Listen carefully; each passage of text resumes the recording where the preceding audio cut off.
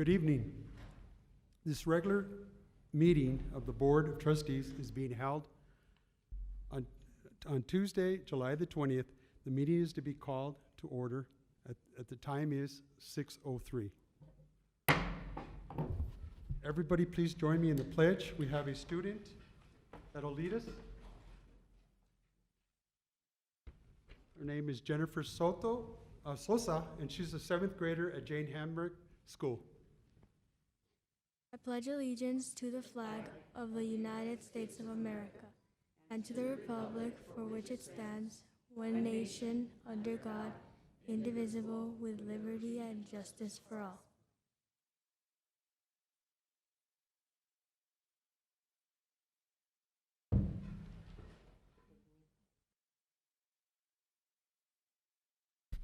Thank you, Ms. Jennifer Sosa. Also, I want to comment on the entertainment we had this evening. Outstanding. That was the Socorro Mariachi Band. 13 members. Outstanding. I hope they win the championship at the state level. It's just outrageous. Thank you. Thank you for that performance. At this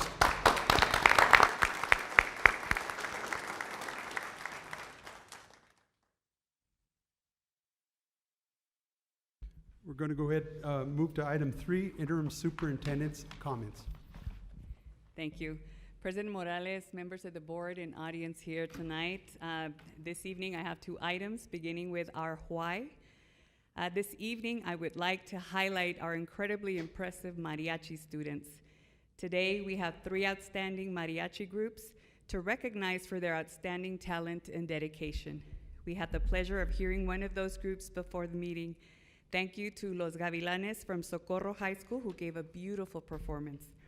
I bring attention to the students who make up all 3 mariachi groups because I would like to remind us all that they are the reason we are here, the reason we work so hard in Socorro ISD. They have learned to become the amazing musicians and performers that they are because of the instruction, the guidance, and the encouragement that they have received in our district. With the opportunities in our schools, our students have been able to showcase their beautiful voices and musical talent and bring joy to their parents, their families, and the entire community in our district. They do that by performing mariachi favorites and carrying on the culture and the traditions of our border region. The mariachi students from El Dorado, Pebble Hills, and Socorro High Schools are the reason why we work so hard to provide a high-quality, rigorous, and engaging education for all students. Thank you to these talented students, musicians, and to their hardworking and highly dedicated teachers. You are our why, and we look forward to seeing you continue to seize your opportunity in Team SISD, in college, and in your career and life. Secondly, our Socorro High School tour. First of all, thank you, Trustee Pablo Barrera, for his efforts in coordinating and reaching out to the Socorro High School community and inviting them to participate in a tour of the original junior high portion of the flagship high school before the Bond 2017 second phase of total reconstruction was set to begin. It was great to see all the smiling faces as graduates and past and present Bulldogs and team members walk the halls. I had the opportunity to talk with many of them as they reminisced. Griselda Gonzalez, who worked in the district for many years and recently retired, is the one that I remember the most. She shared with me that she had to go on leave prior to the pandemic and ultimately retired from the district. With COVID closures, she wasn't able to say goodbye to many of her fellow friends and colleagues, and especially the students. So she was very appreciative of the opportunity she had to walk the halls one last time before they demolished it. She was thrilled when she heard of the opportunity to visit the facility and greatly appreciated every moment. It provided her closure. I would also like to thank our team members that supported and helped make the tour possible, beginning with the Facilities and Planning Department, Mr. Tom Iington and Susie Godina. From the Administrative Services team, Mrs. Maribel Macias and Dr. Ismael Castro. From Socorro High School, Mr. Javier Aguilera, Sergeant Javier Aguilera, Officer Jonathan Aguilera, Armando Contreras, Heidi Mariana Gamboa de Muela. From Public Relations, Mr. Daniel Escobar, Emily De Santos, Celeste Reyes, and Andrew Campos. A very special thank you to our security supervisor and class of 2002 Socorro High School graduate, Mr. Gabriel Castañeda, who led the engaging tours to the facility to all our guests. Next summer, we are planning to coordinate a formal tour of the main campus prior to it being demolished, signaling the final phases of the project. Later in the meeting, we will hear an update from Mr. Iington on the current status of the project. And one last thing, a reminder to everyone that the first day of school for our students is August the 2nd. So let's get ready to rumble. Thank you. This concludes my comments. Thank you, Ms. Carbona, for your comments. At this time, we're going to move to item 4. We got board honors. The presenter is Daniel Escobar. He's not here today. It's me today. Hi. Good afternoon. We have a Good evening. substitute. Yes. Good evening, President Morales, members of the board, and Interim Superintendent Ms. Carmona. My name is Lucia Borrego, and I'm the Chief Academic Officer for the district. And it is my pleasure to introduce tonight's recognitions. Ms. Carmona and Board of Trustees, will you please step down to receive our honorees?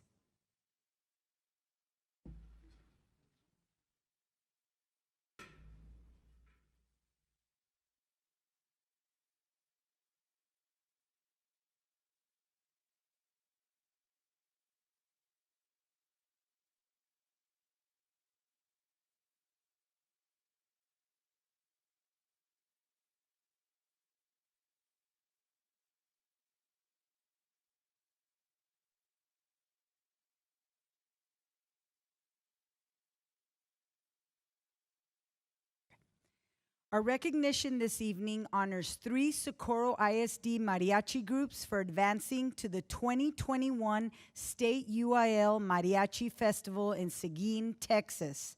At the regional competition in May, Socorro, El Dorado, and Pebble Hills High Schools all received a Division I rating that qualified them to compete at the state competition on June 18th. At the state contest, El Dorado and Pebble Hills earned a Division II rating and received a Distinguished Performance plaque. The Socorro High School Mariachi Group, Los Gavilanes, received a Division I, the highest overall rating for the second time at state competition. 8 of the Socorro High School's group violinists also won an Outstanding Individual Musicianship Medal. Congratulations to these talented mariachi groups.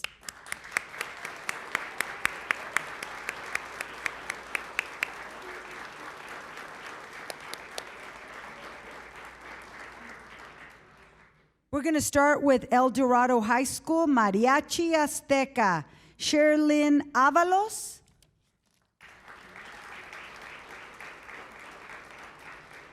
Aleida Holguín. Ana Márquez.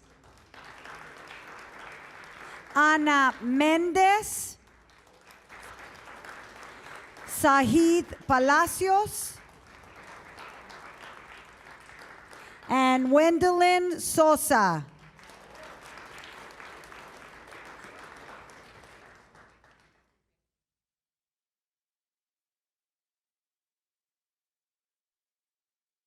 All right, students and Ms. Carmona and board, if you'll come up here for a picture. Yes, up, one more. Yeah, there you go.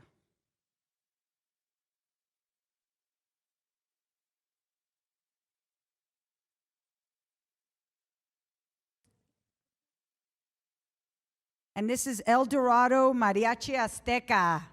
Let's give them a big round of applause.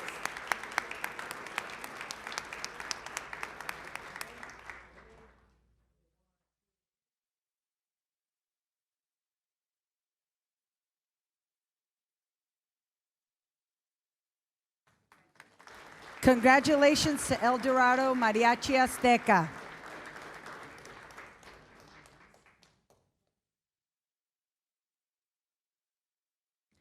From Pebble Hills High School, Mariachi Los Guerreros.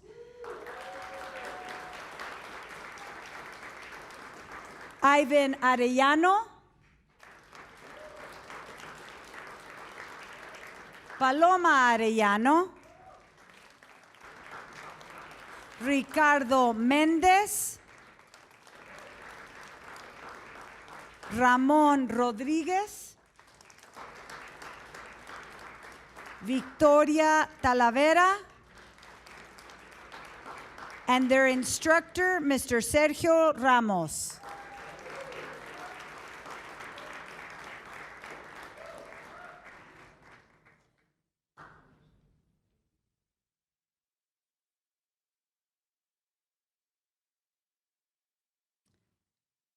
All right, if you'll join us, Pebble Hills. Ladies and gentlemen, Pebble Hills High School Mariachi Los Guerreros.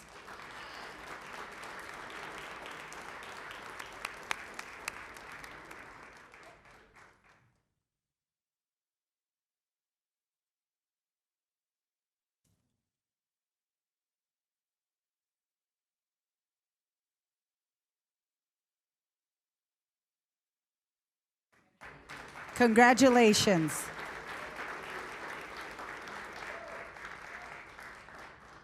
And from Socorro High School, Mariachi Los Gavilanes. Camila Bautista. Edward Bautista, the soloist violinist. Jennifer Betancourt. Jocelyn Betancourt.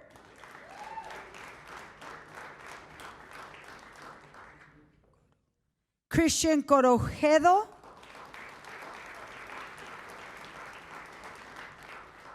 Elma Garcia. Dorothy Macias. Abraham Monreal. Ángel Sánchez. Eric Sigala. Edel Terrazas.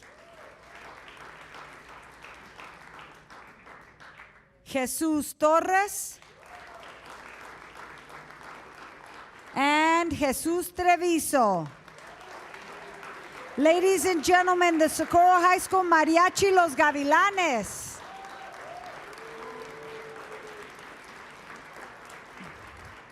I think instead of a picture, maybe another song. What do you guys think? No, I'm kidding. I'm kidding. Come on and take a picture.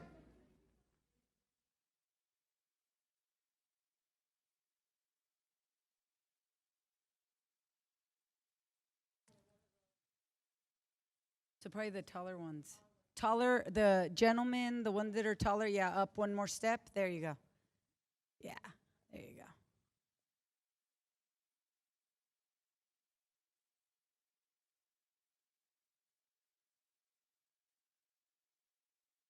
You know what, you could step down.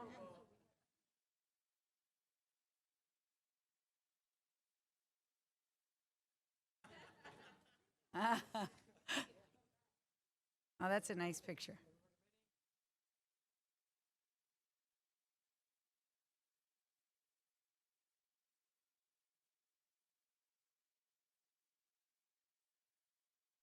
Famosos. Ladies and gentlemen, Mariachi Los Gavilanes.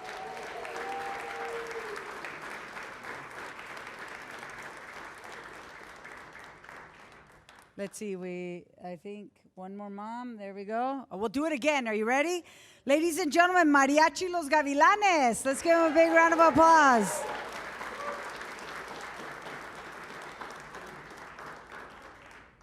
This concludes board honors for this evening. Thank you.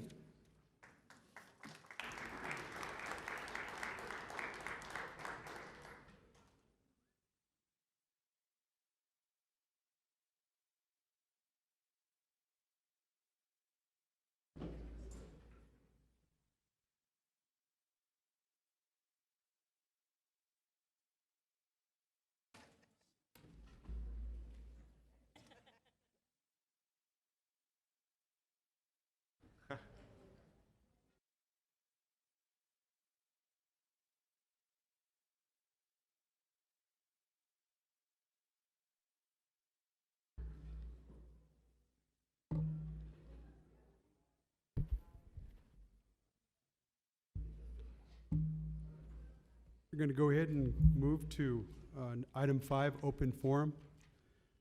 Before we begin, got a quick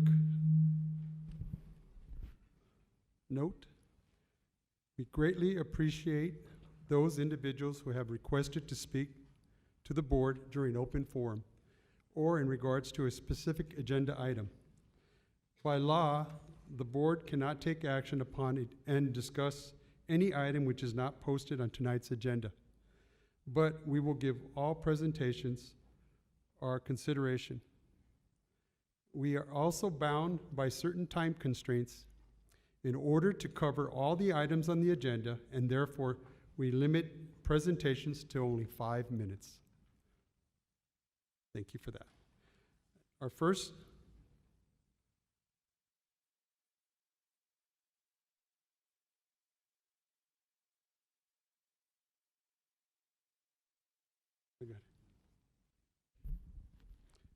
our first speaker will be Denise Davis.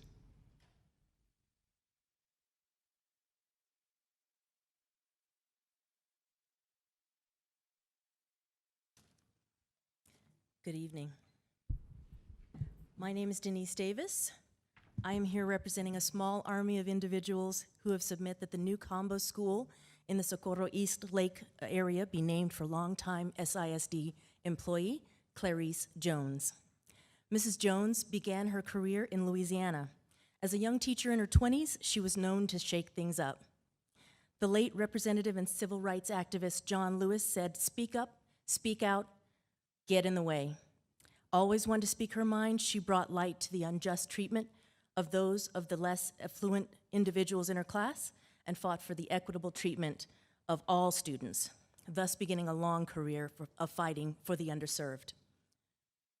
When her husband was stationed to Fort Bliss, she and her young family found themselves relocating to El Paso.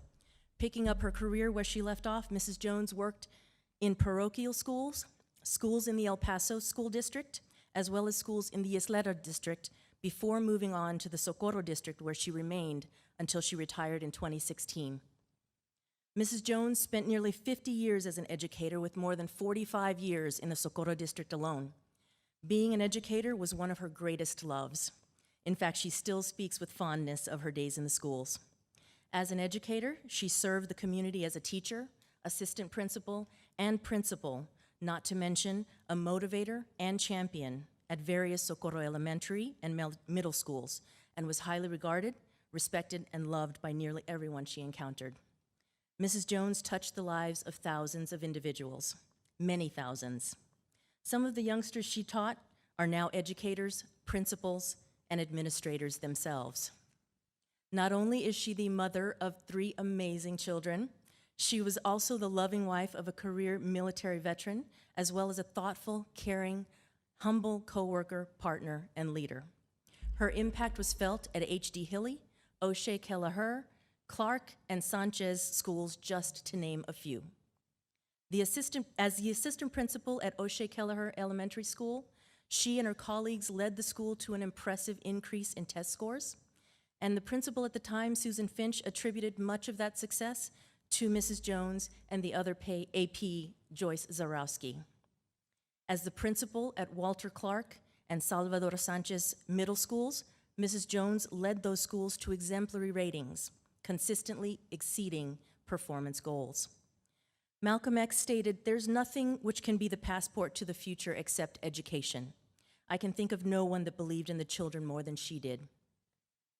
She believed in their potential and always invested her time to grow and nurture their minds, bodies, and spirits. She was a passionate advocate for her students as well as the parents in the communities she served, encouraging them to learn more, do more, and give more. Her door was always open. Regardless of race, ethnicity, gender, age, she was always there for students, staff, and colleagues. She showed her support by showing up at games, contests, performances, and competitions. She rarely took a day off. In fact, she donated most of her sick days to colleagues in need. She was affectionately known as a sister, a second mother, and Aunt Clarice to those who knew her and worked most closely with her. In closing, naming a school in the Socorro district in honor of Mrs. Jones would not only recognize a loyal educator who had an impact on many thousands of individuals, students, teachers, staff, administrators alike, but it would also bring visibility and much-needed diversity to the distinguished list of deserving nominees and honorees. I'd like to thank the numerous individuals that submit a nomination to have the new school named for Mrs. Jones, and I would like to thank the board for their time and consideration. Thank you, Ms. Davis.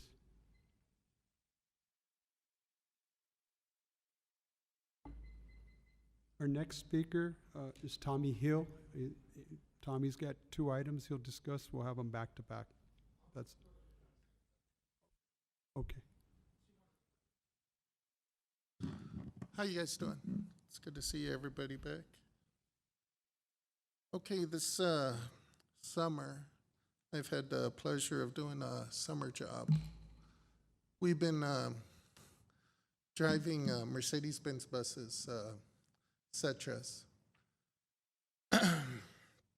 I got a 2015 outside that I drove up here if anybody wants to take a look. But about a month ago, we were talking about buses, and I heard that they might be 700,000 a million. Well, they're not. You get these under 500,000, or right about 500. 0 miles, right off the lot. Not so much a 2021, but you might be able to get a 2019. These buses are the safest buses on the road. They're the most luxurious buses. They got refrigerators inside them, 56 passenger. They kneel down for safety for getting on and off the buses. They got dual tanks on the buses. Cruise control if you want to use it onto the freeways. They're the safest ride on the roads. For the price that you can get these for, there's nothing better. I've driven them all. Driven 6 different types of buses, and when we are ready, I recommend, it doesn't matter which buyer that you go to, I recommend that we try to get these Cetras. And anybody afterwards wants to look at the one that I got outside, feel free. They're the best running buses on the road today, in my opinion. They're the safest too. 50-mile-an-hour winds, you don't feel all that well. In other buses, it's very hectic. And make the parents of the kids feel a lot safer, and safer buses too. Okay, second item, headsets. Our out-of-town drivers, this is not for in-town drivers. I would never recommend doing that on a school bus. But out-of-town drivers, you're out, you're amongst everything, and a lot of times we need to get a hold of that driver and stuff. So these headsets, I got one from Blue Tiger. It's their elite model. Cost me $140, but I'm sure if you guys ever decide to get them, you could get them in a bulk that'll work for the out-of-town drivers. I'm only talking about out-of-town drivers, just say right now. It's a good thing to do. You can answer them by command, by voice, or just tapping onto the button right there. You don't have to take your hands off the wheels or anything. You can look forward, and you can talk into it, and it will make your calls if you need to at the same time. And plus, this one always leaves one ear open, because you need to know what's going on in your bus or if anybody needs to. So you're only using one ear onto it, because right here, you got one ear open. So, and I think that's very important. So these are just a couple of items that I want to bring to you guys, and if you're interested after all this, I will more than gladly show you what I'm talking about. Thank you very much. Appreciate it. Thank you, That's Mr. both Hill. items.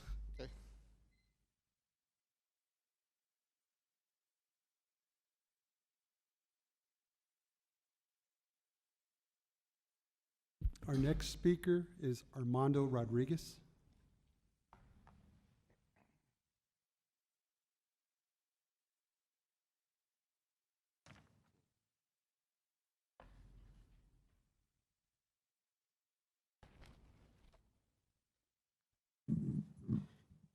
Good evening, Board President, Superintendent, members of the board, community. My name is Armando Rodriguez, and I wanted to come to you all. I'm running for re-election for Region 19 TASB Director. Excuse me. And it was a great meeting to actually attend and see the success of your all's kids and appreciate it. But as some of you may know and some of you may not know, I currently sit as the Region 19 Director and represent this region. Currently, I'm the Secretary Treasurer of the TASB Board, which in a couple of years, 2 to 3 years, would make me President. And we have not had that since David Sablowski about 23 years ago. So I've been on my board in Canotillo about 16 years, and I've also sat on the Mexican American School Board Association, where I rolled off as past president back in 2017. And one of the great victories that we had there was making the state legislator push for mariachi to be a UIL sanctioned event. And now we're seeing the success and the growth of that program across the state. Recently, I rolled off the NSBA Board of Directors, where I sat as chair of the National Hispanic Council and on the board of the NSBA. And on that handout that I passed out, you actually have some of my accomplishments. You have a bio, a letter to y'all, and then the information we submitted to TASB. Also, I do sit on the NALEO board, which is the National Association Latino and Elected Officials. With that board, I sit anywhere from the Mayor, Eric Garcetti, of the Mayor of LA, which is now hoping to be the Ambassador of India, as well as Ed Gonzalez, which is a sheriff in Harris County, and been nominated to become Director of ICE. And so one of the main things that when I saw some of the issues that were happening when it came to funding and some other stuff, I knew that these were state and federal issues, and I wanted to get engaged. And so since then, like I said, I've climbed up the ladder through TASB, and I'm just hoping to get your all support. As a region, I think it's important for us to continue to work together and making sure that we focus on student success and being able to help each other out as a region. So the reason being, I probably won't be in attendance in your August board meeting, because I'll probably be, as a TASB officer, we sit on the delegate assembly for NSBA, and after that I'll be out of the country for a wedding. So I'm hoping at your all's next meeting I would get your all's support so we could continue to highlight not only if I become president of TASB, we would also get another seat on the board once that happens, making 2 seats on the Texas Association of School Boards being represented for this region. So thank you all for your all support and your commitment and making sure we work together. Thank you. Thank you, Mr. Rodriguez.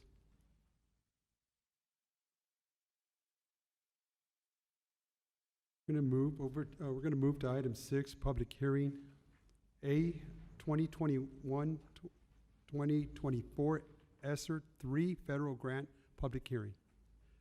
Our presenter is Dr. Adam Starkey.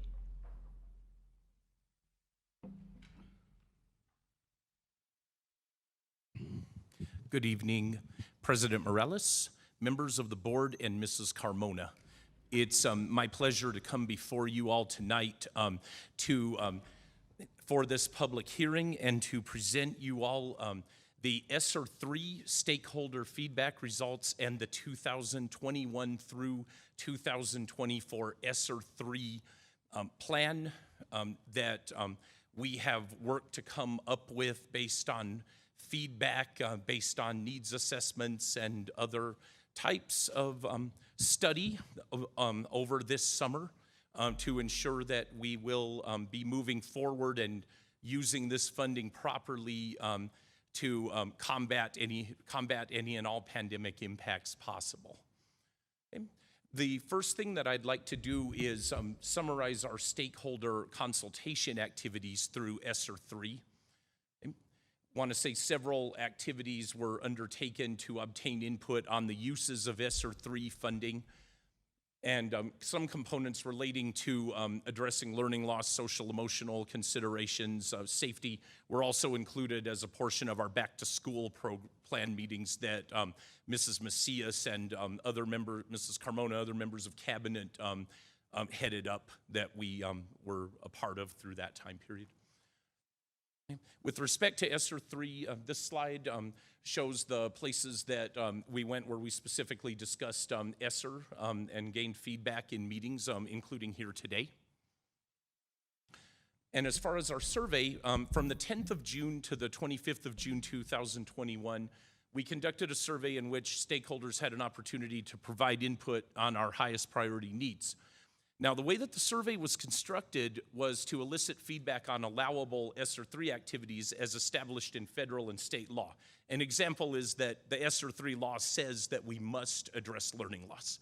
So we had to make sure that we had that in the survey as an example. And there's other commonalities that come up that are pandemic related that we needed to get feedback on. That survey was available in English and in Spanish. And I want to say that when I deconstructed it, to present before this, there were a number of open-ended Spanish responses, and Google Translate helped me out a lot. Okay? So a total of 3,734 survey responses were submitted. And stakeholders were allowed to identify themselves by more than one category, so we actually had 4,410 identifications. I'm just going to go let you look at that for a second. Those are the first sets right there of people that identified themselves as those categories. Then we've got another set there, okay, for others, and that's came out as that. Okay. So now we're looking at top 3 areas that our stakeholders brought back to us as being the most important priorities as the district responds to the pandemic's impact. Student social, emotional, mental well-being was first. Additional staff to provide support for academic learning loss was a close second. 8 response difference, I'm sorry. And improvements to facilities to improve safety, heating, cooling, HVACs, water fountain upgrades and the like came third. The learning loss, as I had referenced before, we talked about that. Looking at focused interventions, kind of like accelerated instruction, acquiring evidence-based instructional materials, professional development, inter-session tutoring that's focused were the most commonly mentioned in the responses. And in addition to addressing academic learning loss, it was the other needs that were most frequently identified. Once again, we see social emotional well-being again, okay, in that one. Technology needs come up this time, and then safety considerations. Now, the other one discussed HVAC. This one is more about personal protective equipment, daily safety practices. So we took those, and we wanted to make sure that we had a plan. Finally, we had the open-ended response question. So we looked at those, checked into them, went over them, and looked at the responses. And you can see there the additional instructional staff and time. More people typed that in than any other. And then social emotional well-being and infrastructure were neck and neck there. And technology was the next one that was statistically significant. Okay. So with that and with other studies, needs, feedback that we've elicited, we now have our plan. Okay. We have access to this for 3 years. ESSER III is through FY 22, 23, and 24. There is no assurance of having said funding after the 3 years, but we are going to do as much as we can with it and in need and within the law, okay, during that time period. When we look at salaries, the salary estimates are based on the average amount that is paid to a type of employee. If we have an employee in that class or grade or something similar, if we look at the averages. And then we also have a campus allocation formula, and that's going to be additional to other allotments that they receive, whether that be general funds, state compensatory education allotment, Title I-A allotment. We're going to flow that. We're going to flow that through so the campuses can have some abilities to address their needs at the local level, at their local level. Okay. So the ESSER III campus allocation will be $150 additional per pupil allotment. It's multiplied by the number of economically disadvantaged students in the district. With that, all students will be able to have access, not only the economically disadvantaged, but we did it that way because, to do a formula, because that is, ESSER is distributed based on the Title I Part A formula, so we kept that consistent. We are looking at class size reduction teachers and at-risk instructional aides. Some campuses in feedback selected a class size reduction teacher, so what we're looking at is one of those 3 extra additional full-time instructional aides to push in to help in classrooms. Others said not the teacher, they're gonna go with 5 aides instead. So we're going to really put in some high dosage, high support to get small group instruction, smaller class sizes there. At the central office level, we are bringing in 2 new instructional officers to provide assistance to campuses in secondary English language arts and mathematics. We are going to bring in 3 new bilingual ESL facilitators to address our emerging English learners, and another special education strategist to help in that area. Special education does not end there. We identified that another diagnostician, 2 more autism spectrum disorder specialists, another speech language pathologist, and 2 more special education clerks were also necessary because we are going to see a climb in those individuals being needed because more students will be referred, and also to be able to close gaps in certain areas. And the clerks, they are allowable, and they are going to help with the pandemic relation of increased referrals, increased compliance that will come with attempting to qualify, serve every student possible. Okay. House Bill 4545 is a new law that lots of us in academics cabinet around the whole district have really been working on a lot. It applies to accelerated instruction for the 21-22 school year, and it came out just in time for us to make sure that we pay mind of that, because it's when we look at ESSER funding, to make sure that we are not only adhering to that, but being able to meet student needs. And we talk about that's going to be tutoring interventions with a ratio of 3 to 1, could be higher if parents are okay with it.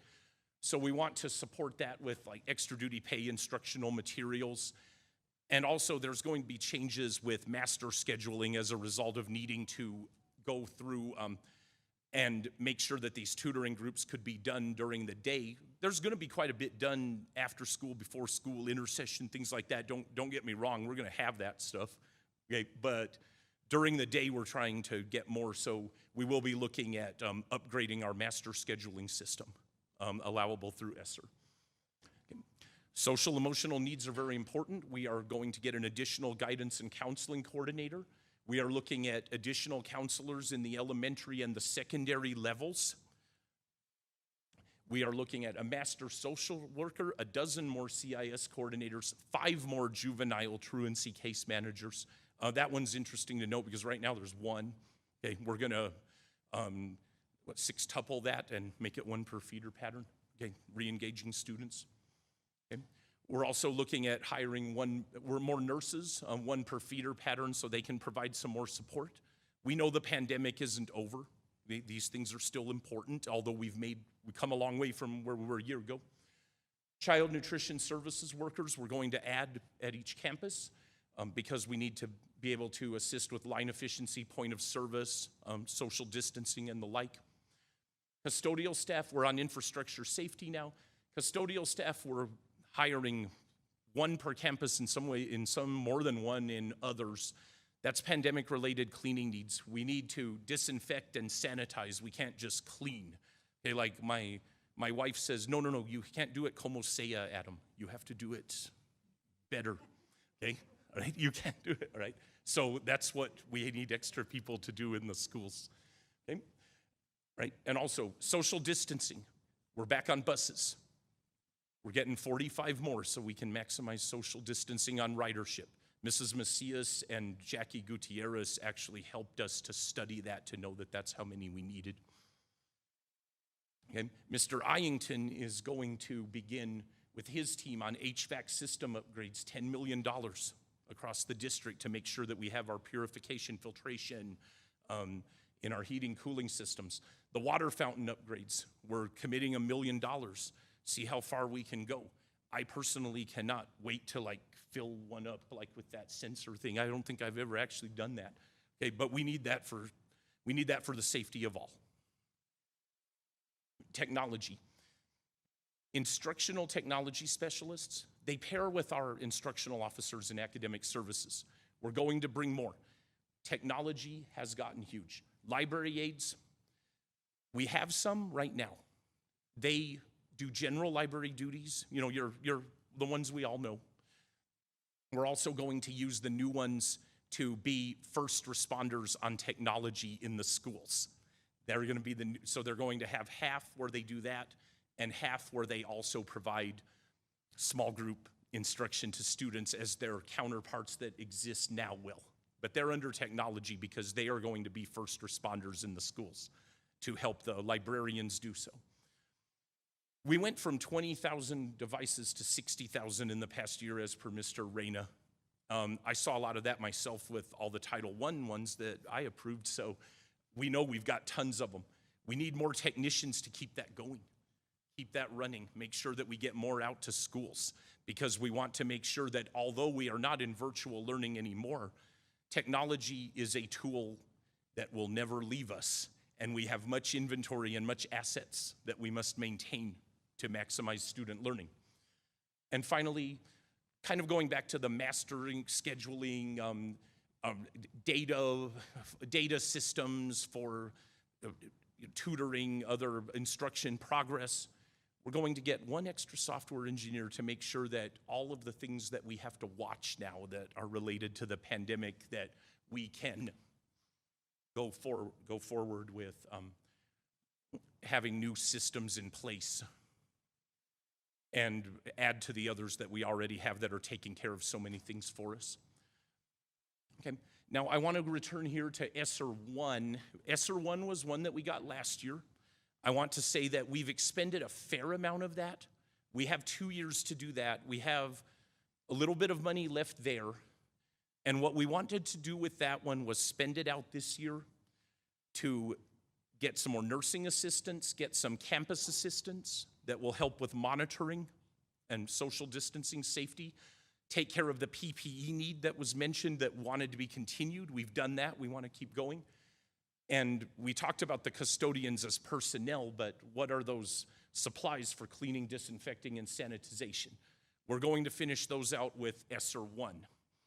Finally, before I go to the next slide, what I would like to say is on the 17th of August, in the following month, I'm going to come before you again on behalf of our district and community to take care of the ESSER II public hearing. Okay? Because remember, we got ESSER III before ESSER II. Okay? ESSER II is going to be next on August 17th. We are finalizing planning for it right now, and therefore more questions will come about when we go there the next time. But something that our cabinet team and Mrs. Carmona have been extremely passionate about as we have worked through this, we have an ESSER III plan that we do believe is going to work. As we look at ESSER II money going ahead and what we are doing in the planning stages of that, they have been extremely passionate and understanding about the needs that we have seen in our community, the way that our teachers and staff have felt, as they have battled so hard for us through this pandemic. That's not just teachers, that's all faculty, all employees. We could even be talking about people that work part-time. One of the things, even though today was to cover ESSER III and not to cover ESSER II, it's my honor to be able to have been chosen to give this message to not just you all as a board and superintendent, but also to the district and to the community, that with our ESSER II money, one item that will be funded through the ESSER II grant award will be a $2,000 retention stipend for all employees forthcoming later this fall semester.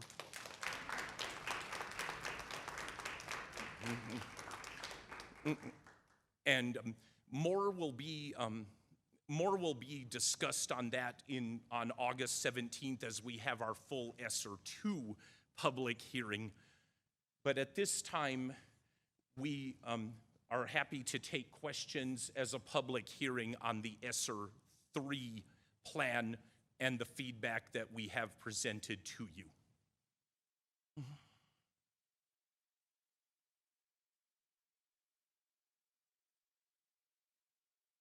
You're looking at for support of the children compared to the infrastructure.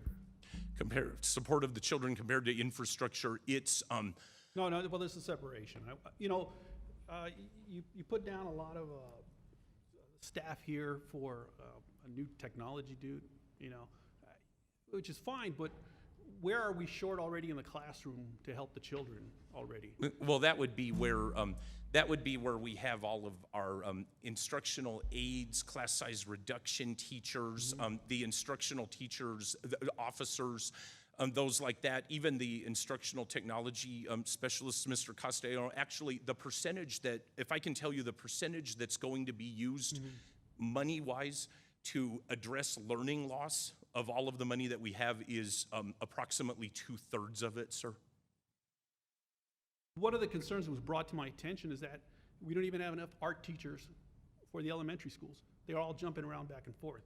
But we can get another engineer for technology, and why can't that be focused to the children?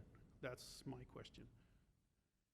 Well, I would say that in this case that first, sir, the software engineer, for example, that's going to be focused back to students because of data systems and whatnot. I realize that they wouldn't be right there in a classroom if that's what you're saying, but everything. Yes, and I know, and this is about learning loss, and there is a big learning loss when children miss that gap and have to wait for either an art teacher or a music teacher to come back to their school. And Yes. that is a learning loss. But technology and other, you got hardware technicians in here. I can understand the library aides. You got some clerical people in here too. But the learning loss, actually, I see it, we're short with the teachers in the classroom. President Morales, Superintendent, Cabinet, to Board of Trustees. Mr. Castellano, to answer your question, a couple of things went into preparation of this as we went through ESSER. And I've had a conversation with you before about the art teachers, and we definitely see the need in fine arts. We're going to try to address it through different funding. It's just there is a learning loss. I mean, they have to wait. How long does it take for the rotation for the teacher to go around through the different campuses, Absolutely, but And- ESSER is very specific. Let me just explain. ESSER is very, very specific on learning loss as far as where the needs are. And you got to look at the academic piece. And I know art is part of it, but it's considered enrichment. And so we are investing quite a bit. We're trying to help teachers out with House Bill 4545.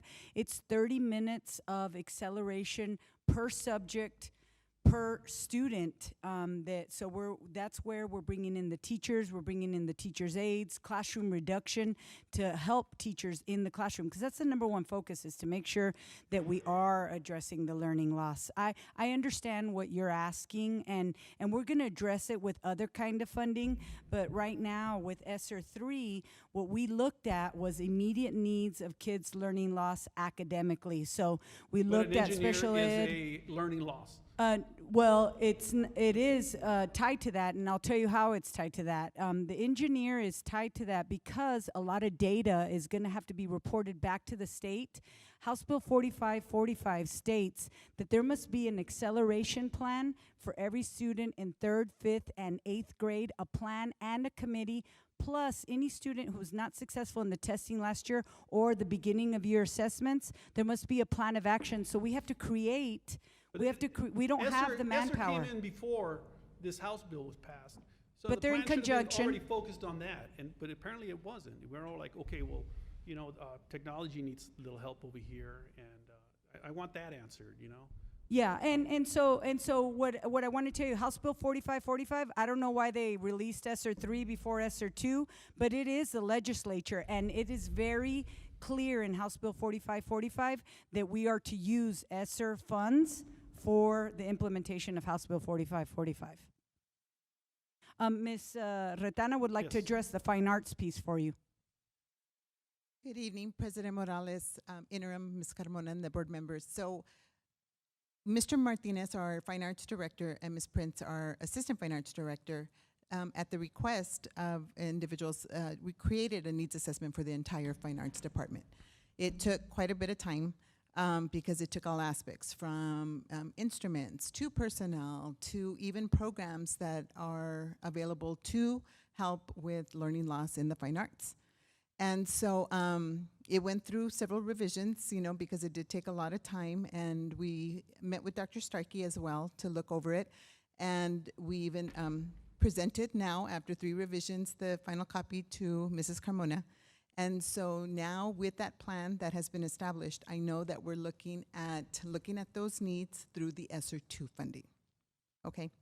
So I wanted to give you that update. And the aides that are going to be, I'm sorry, this would be Starkey's. Thank you for your response. Yes.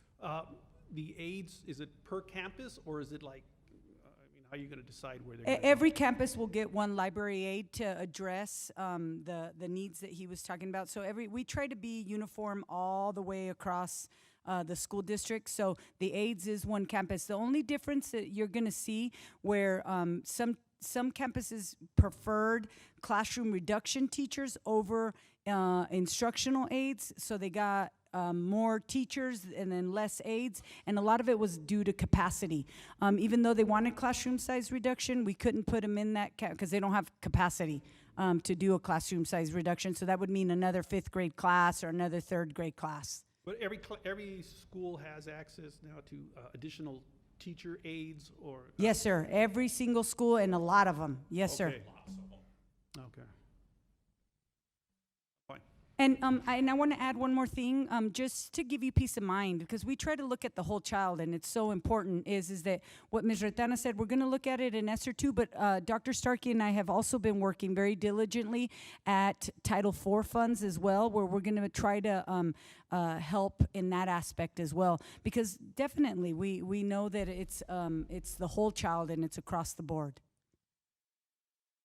Thank you. And we thought, and I wanted to say also that ESSER II, we are looking to see on that, but Title IV, I wanted to go ahead and kind of build up on what Ms. Borrego was saying there, because fine arts is something that we have had some investment in through that program, although it's supplemental, and we're continuing to look at that needs assessment to see if we can have expansion in that. So Ms. Borrego did say that to you, Mr. Castellano, but we want to say that we aren't ignoring that No, area. and the other side is I want to make sure we have as much of this going to help the educators out there, and that's what I want to see. And absolutely, and I will tell you, Mr. Castellano, when we sat down, and it was hours and hours and hours, and then we came back and hours and hours and hours, and there was a lot of pushback amongst all of us in a good way, because we wanted to make sure that we were very responsible in how we spent the money, and made sure that it was student first, and academic first. So we really looked at that, and we really looked at special education and bilingual education, because those are the kids that we know are going to struggle coming back even more. Okay. Go ahead, Ms. Thank you. Naras. Ms. Borrego, Dr. Starkey. I do have a question, and I know I've brought it up before, but I just want to make sure that we are being very, very clear with the people that we are hiring for all of these positions, that this is 3-year funds, and how we would very much like to guarantee that those funds will continue. We have no way of knowing that after 3 years if our district is going to be able to afford their salaries. And so I don't want anyone being hired to be blindsided if we can't afford to keep them. Another question is I noticed on your presentation, Dr. Stackey, you listed their salaries, but their health benefits, is the district paying for that, or are ESSER funds being used to pay for that? Well, so I'll answer both of them, and then if you need more clarification, we'll go. So the first one is we've worked very, very diligently with HR, with Rudy Campoya and his team, to ensure that we're letting employees know. We think that as we've done the studies and we've looked at it, that the teachers, through attrition and retirements, we're going to be okay. But we also know exactly what you said, and they're going to be offered that type of contract. As far as the salaries, we posted a median salary, including that salary that you're seeing includes all the fringe benefits in it. And it might be less or it might be a little more, but that median will get us to where we need to be. Okay, I just didn't know if we needed to budget for No, their health benefits as well. yeah, Dr. Starkey did a great job with that in making sure that we included all the fringe benefits. Thank you. Ms. Nájera, also on the job description, it clearly states that it's a federally funded position, and it will only last until the funds are rendered. Thank you, ma'am. President Morales, I got several questions. Go ahead, Mr. Barrera. Dr. Starkey, you said that we're going to be hiring, which I'm glad that we're seeing more educational diagnosticians, specialists, stuff like that. But I know 504 falls under the SPED umbrella. But are we going to address the 504? Because not every student is going to be, if we're already anticipating for them to fall under the SPED umbrella, what if they don't qualify under SPED, but they qualify under 504? But then my next question is, where's the support staff, which I didn't see here, where if they're going to be in the co-teach, are we going to have enough co-teachers in the classroom to support that? Great question, and I'm glad you asked that, Mr. Barrera. So a couple of things. 504 is addressed in House Bill 4545 with the acceleration, and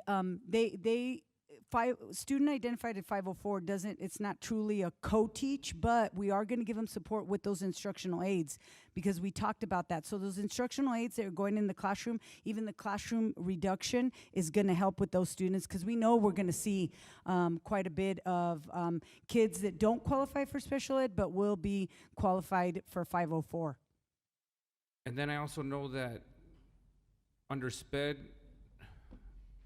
math and reading and writing, they need to be an actual certified SPED teacher, but and if it's science and I'm missing one other subject, history, social studies, then they don't have to be certified in this, and I forgot. But there's something there where there's that gray area. You did your research. You did your reading, yes. And that is correct. So House Bill 4545, are you talking about that on House Bill 45? Who's going to need the acceleration for the math and reading? Yeah, to make sure that we actually properly service these kids and help teachers with that support to facilitate the kids' needs. Yes, and you are correct. Right now, and House Bill 4545 TA has released it little by little by little. We sat in a webinar today, and we got all these surprises, and then they said, and we know you have a lot of other questions, and we'll address those next week. And they don't realize that there's a lot of us year-round. One of the things is social studies and science. They haven't addressed that. What we do know for sure is that math and reading will, in grades 3, 5, and 6, which is really now 4, 6, and 9, right? They will have to, if they were not successful, they will have to have what we call an accelerated committee that the parent is even involved in, parent notification and principal participation for math and reading. The jury is still out, for lack of a better word, on the math and the science, but we're definitely in special ed. We're looking at it very closely. We've worked very closely with the special ed department as well.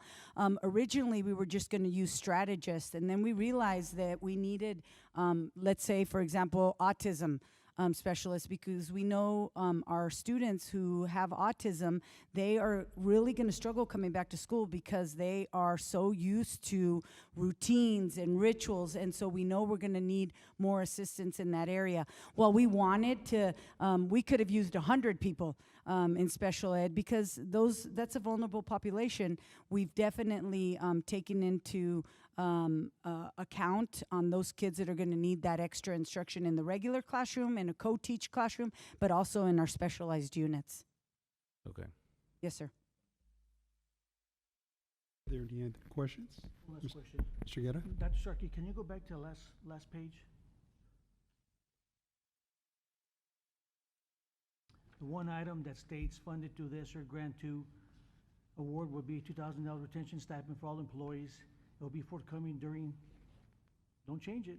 It will be forthcoming during the 2021. We don't want you to have evidence, a picture. school No, year. I'm kidding. We're not changing our mind. So, not only, and I want to make sure I understand this, not only that this past year, that the board, we did not raise the health premiums, correct, Mr. Camboya, this past year. We also gave $1,000 COVID stipend this past year. We also gave a 4% raise this past year. And we're also going to give $1,000 stipend in December. And now cabinet August. in August. Yes, sir. And now you all are going to give a $2,000 retention stipend coming up. Yes, sir. That is Team correct. SISD is looking for our employees. So thank you. Appreciate that. Thank you. Yes, sir. And, you know, I think that as we've come together as a team, Cabinet and Ms. Carmona and all the directors, we've really come together and we see what's on these teachers' plates, and they're the heroes in the classroom. All of our teachers, our aides, our employees, our bus drivers, our cafeteria workers, they are the ones. And we were very adamant that extra $2,000, and we went 1,000, and then it was like, and then 1,500, and then 2,000, and we really believe, especially with House Bill 4545, that it is needed.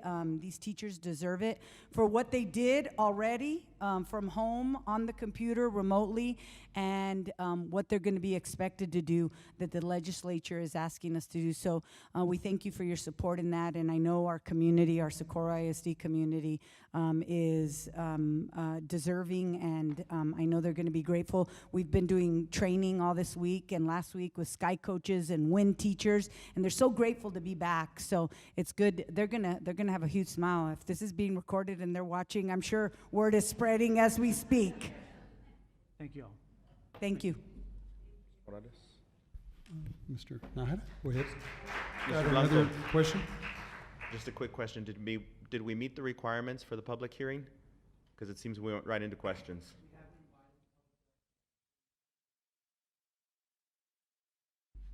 We have to invite the public? At this time, would anybody like, as far as our public, come up and make any questions or comments?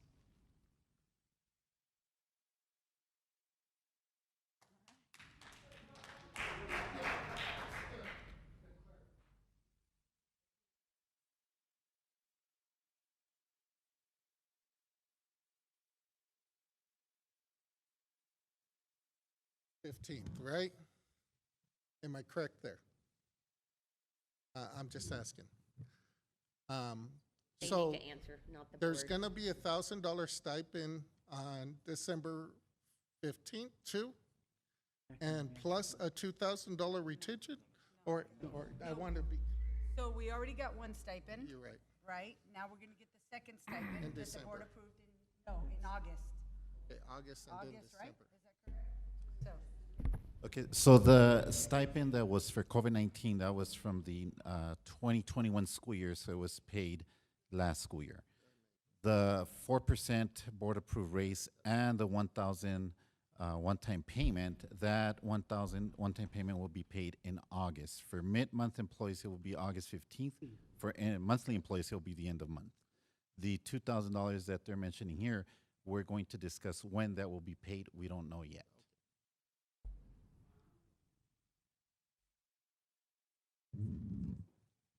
Are there any other questions from our public?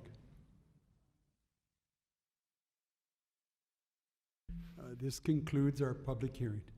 Thank you. Mr. Starkey, Thank you. Ms. Borrego, Mr. Tana, and Mr. Rudy Campoy. Thank you. Thank you all.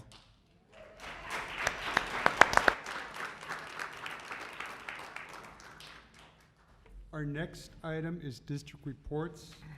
7A, district reports. Mr.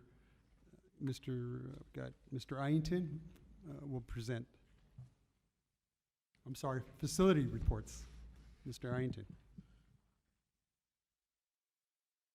Good evening, President Morales, Interim Superintendent, Ms. Carmona, members of the board. My presentation will begin on page 39. I'm not sure if it's going to follow the PowerPoint presentation that I have, but the PowerPoint presentation will probably explain it a little bit more. Of course, we have been focusing on the four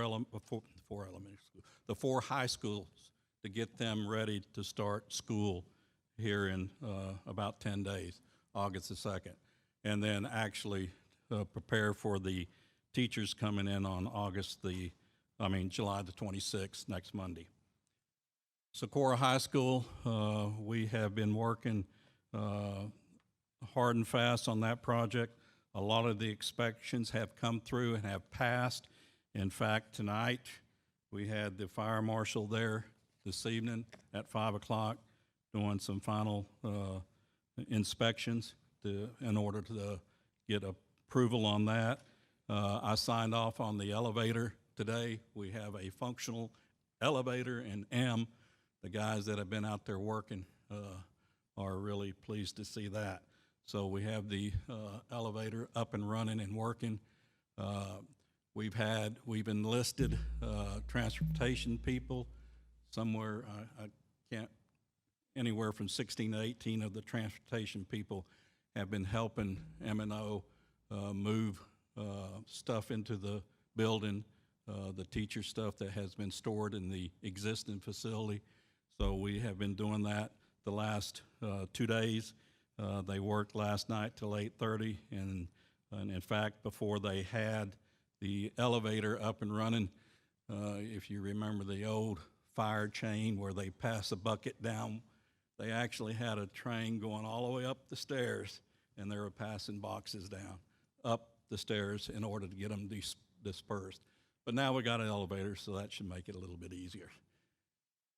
As you can see here, this slide you've seen, and what is going to be ready for the teachers on Monday and for the students on August the 2nd is F, H, S, R, P, M, and N. Of course, M and N is the three-story academic area, and then that's what we have been focusing on. You saw a little bit about the demolition of the blue area. It has been demolished. We had the tours of the facility last month, as Ms. Cremona mentioned. The orange area, the existing building, will stay in function. Our HPA and our early college students will be housed in there. And of course, we have worked with the contractor, worked with the fire marshal, worked with Mr. Castro and our safety committees in order to get a safe access between the buildings. Of course, this shows the second floor, and then it shows what we would be moving into next summer.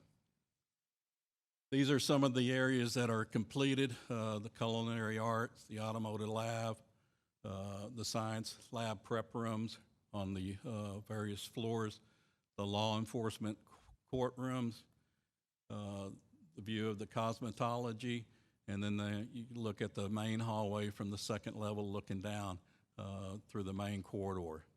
So you can see that the building has come a long ways. It is still being cleaned, and our facilities are, people are still working on it. There's a bunch of people moving things. Furniture is there. It'll start being dispersed to the classrooms, the teacher's desk, and all of the classroom furniture will be moved accordingly by our staff and by the vendors who are working with that. So we are set to receive a TCO, hopefully, which means basically we can occupy the building towards the end of this week, but we will be ready for the teachers on Monday, and again, we'll be ready for the students on the 2nd. Now, is it going to be 100% before anybody asks? No, it's not going to be 100%. There's still going to be stuff that needs to be done. But the beauty on all 4 of these projects is the contractor's not going anywhere. He's going to be here for another 2 years. At Montwood Americas in El Dorado, they're going to be there another year. So if things need to be done to the building that we move in and occupy, I have no problem with working with them and working after hours or on weekends to get that done.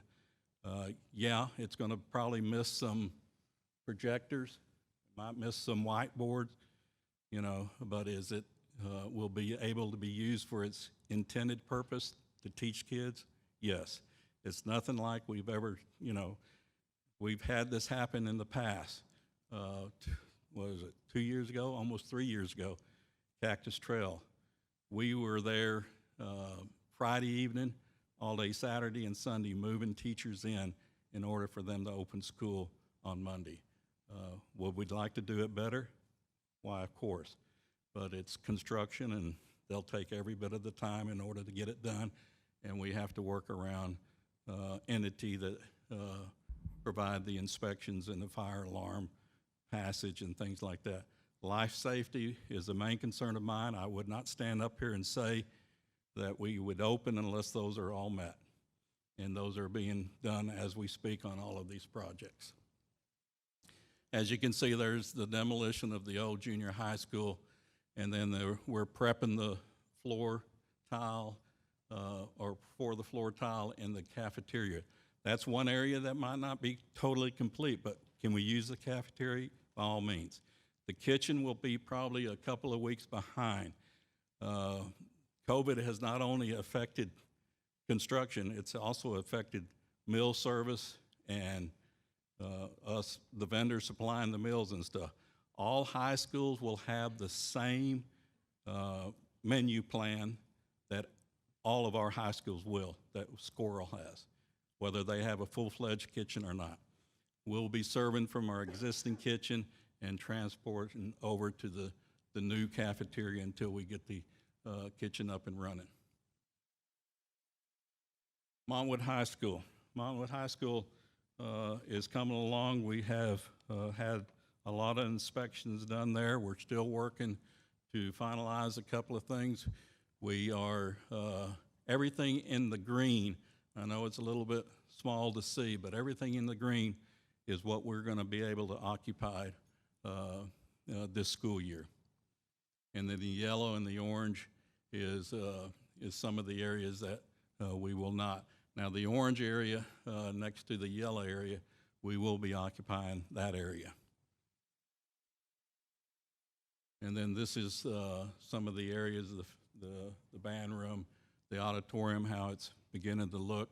We have a bond accountability committee meeting out there a week from today. I invite all of y'all to come out there if you want to tour that facility, but the bond accountability committee is going to be meeting there next Tuesday night. Of course, this is the main entry, and that's one of the areas that will not be open to the students for the first start of the school year, but everything around that will be secured, and the students will be able to get to the access to the fine arts facility, and the auditorium is still under construction. And then this is the second or third floor where we have the science labs. We will be able to turn over some of the science lab, but we will be continuing to working on some of the science labs to get them completed as soon as possible. And then here's some of the construction that you can see that that has to do with the science labs that we are currently working on the second and third floor. Americans High School. This project is looking real good. We have been able to, we'll be able to occupy all of the green area as shown on the plans. Some of the areas we've already occupied, the two outside buildings, the labs, the CTE, and the science labs, we've been in there since last spring. But the big green area up on top is the fine arts area. We'll be able to occupy that and move into that, along with the new cafeteria area, the expansion of the cafeteria area. We do have some construction that will be going on in that area, but that will be self-contained in the where the culinary arts area behind the auditorium and stuff, and work can continue there when we occupy the building. And this is some of the finished product as far as the dance room, the locker rooms in the fine arts area.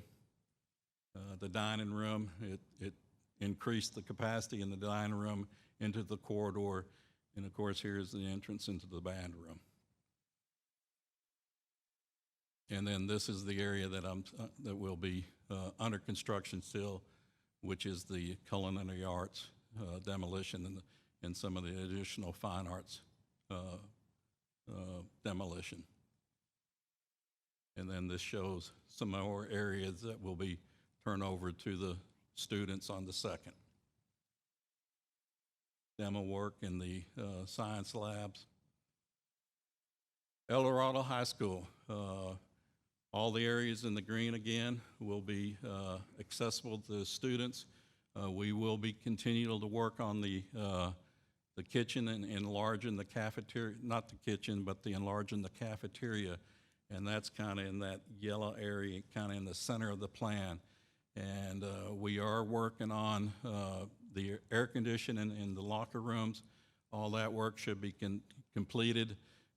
These buildings on the outside, they're just kind of floating there. They're not located in anything in particular, but those buildings will be turned over. One is the one in the triangular shaped one is the CTE building, and that's completed. We will continue to work on some of the areas in the yellow. The black box in the center of it will continue the work, but we've got that secured. And then some of the other yellow area is the kitchen addition. And then here's some of the pictures showing some completion and some of the construction that is going on with the kitchen addition. And there's the second floor. Here's some of the classrooms that have already been turned over that we've improved in El Dorado High School.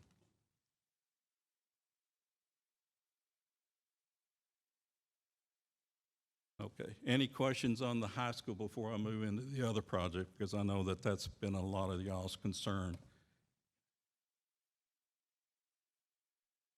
President Morales, Go ahead. I got a Mr. couple Pop- questions. Mr. Barrera, go ahead.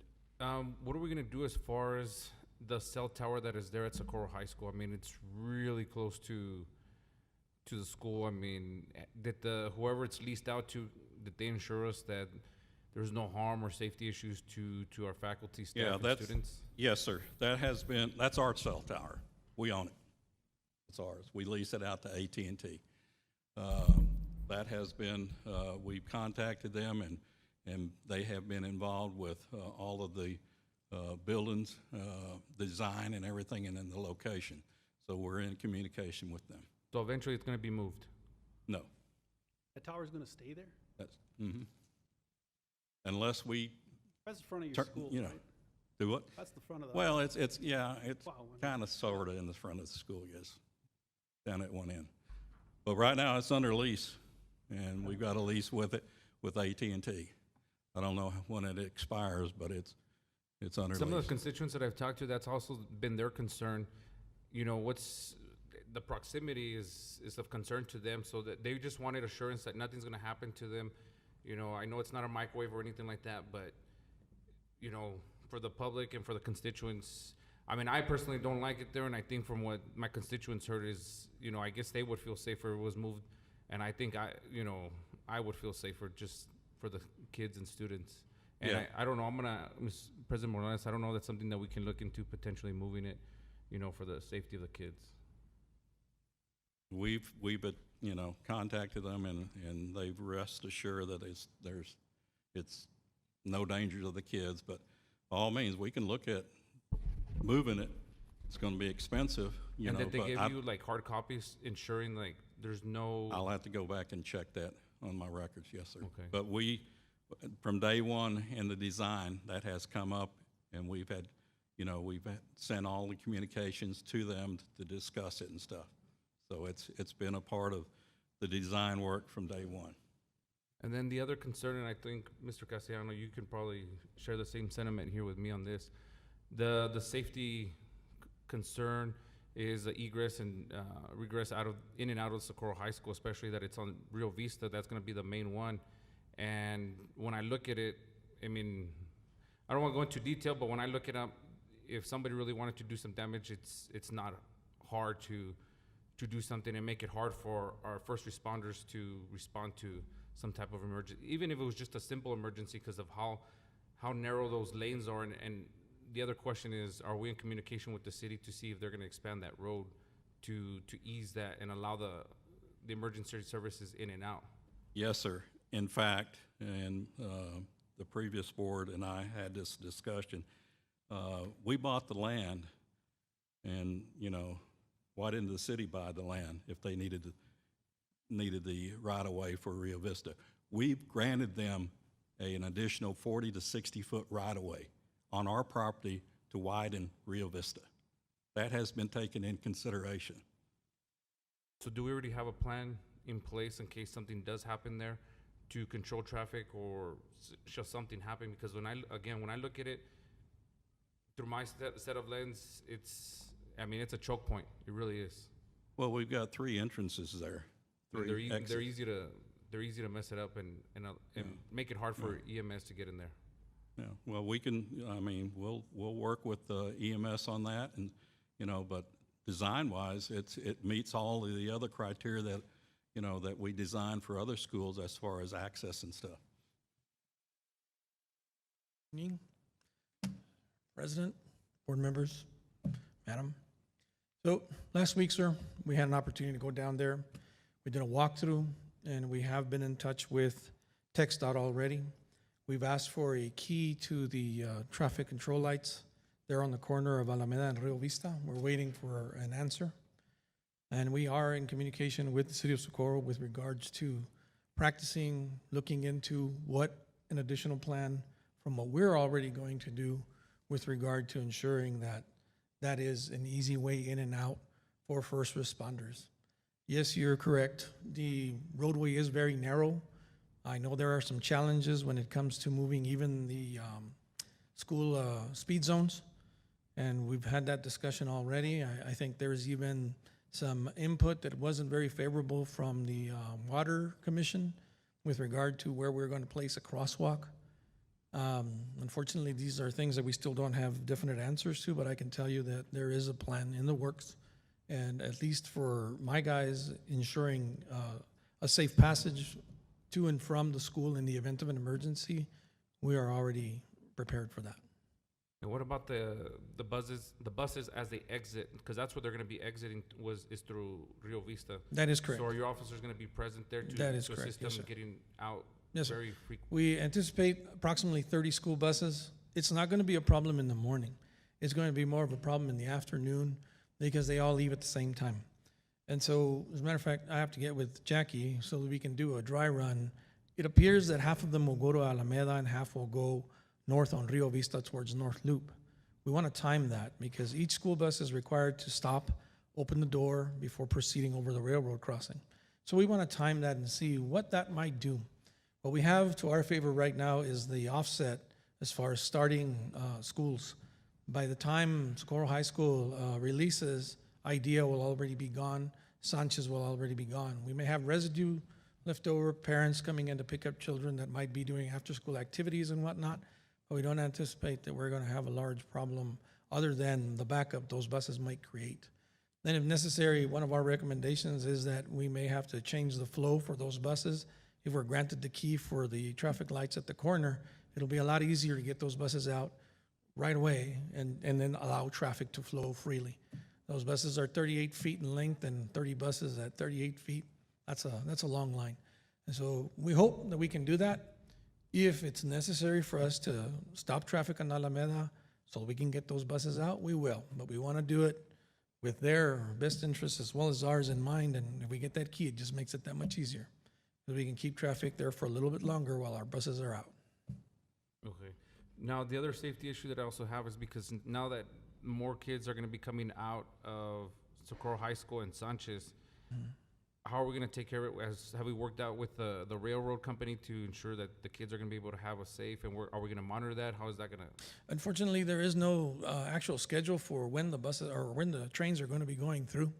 And that's something that we've already asked. So as far as that's concerned, we're just going to have to wait and engage and see more or less what time they're going by. The day that we were there for the walkthrough, there was actually an Amtrak train that I had not seen for a very long time that went by around 2 p.m. After that, I really didn't see a train go by, and we were there till well after 4 o'clock. But do we have something in place to show? Because we don't. You're right. We don't the trains. We don't have a schedule, or we don't know their schedule when they're going to pass through. But is there something in place that? Because that's the last thing I want is a student. You know, if they're on their headphones and they're not paying attention, Yes, and yes, we have an accident, when we could have been proactive on that. We've never had anyone stationary or otherwise. The kids do know, they are made aware that there's a possibility. In my tenure, I can tell you that there has only been one incident that occurred over closer to Ernesto Serna, and you're right. But this was not an incident where the young man had the headphones in the ears.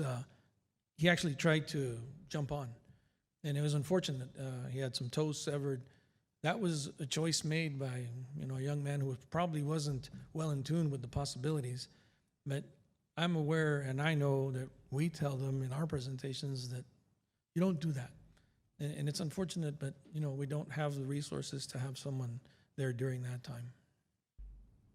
I just want to make sure that the kids are, because they have brothers, sisters, yes, sir, from both. So yes, sir. If we can look into that at least and have some type of plan in place, because I mean, if we're going to have officers on both sides from Sanchez and Socorro High School. Yes, sir. Before you go. Yes, Go ahead, Mr. Costian.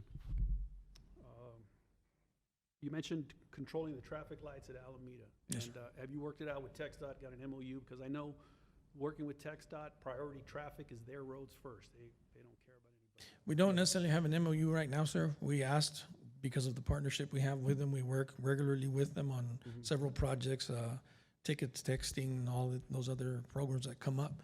So we asked, and if there is a need for an MOU, we will be coming back with that.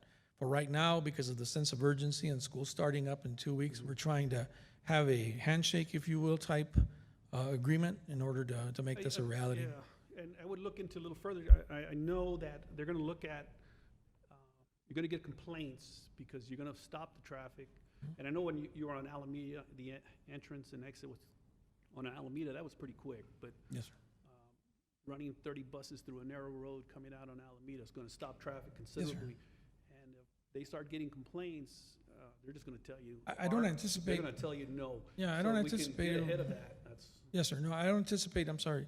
I don't anticipate that it'll be longer because we had the same number of buses for the last couple of years at the front of the school, and those buses are out of there in a couple of minutes. Probably about the same time that the light change would sit at Alameda and Rio Vista. The need for the key is just in the event. No, that, I understand. That's important. Yes, but sir. We may get to the point where we step on TxDOT toes, and they're always my road first, and Yes, sir. I No, dealt with that. I totally So understand. And I want to make sure we are working that out right now before we get to that point. Yes, sir. And of course, it's all going to come down to getting that Rio Vista widened, and I don't know about that. we need to hear something about that, and we need to look Yeah. into that and stay on that. I To me, that's a understand. priority there, because people are gonna not want to wait for the Alameda traffic and try to beat the train going northbound. I know the railroad won't give you any schedules at all, mostly because of Homeland Security stuff. Yes, sir. So, and I hate to think that somebody's gonna try to beat that train when they can't go the other way. So we need to anticipate that, and it's gonna be caused because of our traffic congesting that area. So we need to anticipate that in these, we have to assign somebody, and Yes, sir. keep an eye on that. I totally agree. I can tell you, like I said, we've never had any issues other than that one with Ernesto Serna, and that was unfortunate, but it was a choice made by the young man, and you know what? After that, we haven't had any issues. With regards to the widening, is my understanding in speaking with partner over in Socorro is that there is a conversation. However, it's going to require multiple entities because you have the railroad, you have the water reclamation, you have the county, and then the city of Socorro that will all have to come to an agreement, is my understanding. Thank you. Mr. Ian? Oh. And I just got a text. My staff member has been in contact with the city. And unfortunately, the Walmart side or the Ideal side of the street of Rio Vista, no right-of-way. All of the right-of-ways are on our side, which we granted. So we're working with the city on that, and the city basically is kind of in a little, they're planning people, I don't know who's taking over the planning department, but we're working with them, and we're working with the Rio Vista. But like I said, we have allowed on our side a right-of-way in order to widen Rio Vista. And we'll work with the city on that. Also, while we're on the Socorro High School, it was mentioned about the tower in front of the school. And it's our tower, but leased to... Yeah, it's under lease to Yes. AT&T. And the concern is, yes, the RF coming off that tower into our children in that school. They're going to tell you, yeah, it's within margins and it's safe because they want to use the tower for as much as possible. That is a big concern for me. I worked radio, I worked LMR, and I understand constant exposure to RF, and it does take its toll on you. And because the children are still developing, we need to take that in consideration. To me, that tower is too close. It needs to be addressed immediately. Well, I'll look into it, but it was under contract when we Yes. started this project. So we've got, I'll get with legal and we'll look at the lease and everything. And if it's the initial term. Well, the lease, it's the safety of the children. Yeah. Yes. And the teachers and the Great. faculty in there, that's the concern. It's unnecessary. That is a low tower, I know, because because of the cell pattern, so we don't interfere with Mexico, so that the frequencies coming off, it's lower down to the ground than you would see a normal one north of the freeway where they're trying to get a bigger pattern. It does need to be addressed. We do need to look at that prior to the school opening for the safety of the children. That's what I'm seeing right now. Yeah. Okay. Are you can you guarantee that there's gonna be no effect on the children? See, that's where it's gonna come down to. Yeah. We're aware of a problem. It's our tower, and if we have to move it, we have to move it. Yeah. Like I said, it's been a part of the original design, but let me pull out the documentations and then I'll get some information on it and then bring it back. Mr. Harrington, that tower's been there how long? How many years? And if I'm not mistaken, how many cell towers do we have at America's High School? Don't we have like 3 at We America's got, High School? yeah, 2 at Maricus, and we got a total of 6 cell towers all over the district. This is right up to the building. That's Yeah, the the concern. proximity. Yeah. But There's at no America's High room School, for the America's High School, we also have them in the back. Yeah. Correct? Right. Mm-hmm. By the baseball field. By if the I'm not mistaken. baseball fields. Yeah, there's 2 of them by the baseball field. We got 2 over at East Lake, or 1 over at East Lake, between the baseball fields and the athletic area. All the cell towers we have, they're inside schools. I mean, They're within the side of the property of the school, yes, sir. had any problems, any issues prior? No, sir, No one's complained? not to my knowledge. But we'll look into it, and But yeah. It's the a proximity. cell tower in a baseball field, it's not somebody sitting there 8 hours a day next to the tower, which we're gonna have at the high school. And that's the concern. Lake Tower's not in the baseball field. You can see it when you drive by. Yeah. Kids pass by. It's the proximity, and it's like anything else. You know, the distance, the shielding from the frequencies is important. Kids pass by there, the baseball field, kids pass by there regardless. Kids pass by there all the time. Yeah, but they're not They're sitting not in the there 8 classroom. hours of the day. Kids pass by there. Mr. Morales, I have a question. Go ahead, Mr. Nahara. Thank you. Just a comment. Unfortunately, you know, the situation right there by Socorro High School and what the city of Socorro seems to do for the commercial properties out there, you know, it's extremely frustrating that if we want a right-of-way out there, it's always us that has to give stuff up. I remember not too long ago, they expected us as part of our construction to pave the sidewalk for IDEA schools. And it'd be nice if at some point, if it is in the interest of those students who are also part of that city of Socorro, if they actually forced the business community there to give up on their side too. Because when they take it from us, paying for it twice, out of tax dollars and out of the funds for our students, because those funds should go to the students, not to try and give it right away there. So it'd be nice if someone at some point for the city of Socorro, or for all of us, to advocate to the city of Socorro too, because sitting here trying to get Mr. Ironton and the rest of his staff to do something, they're trying to do it all the time, and we've been trying to do it, and I say we, because this isn't a new conversation. It's something that happens over and over and over again, and here it is yet again, but it's us up here that need to pick up the phone and call and make demands of them to give back to the students and quit taking from them.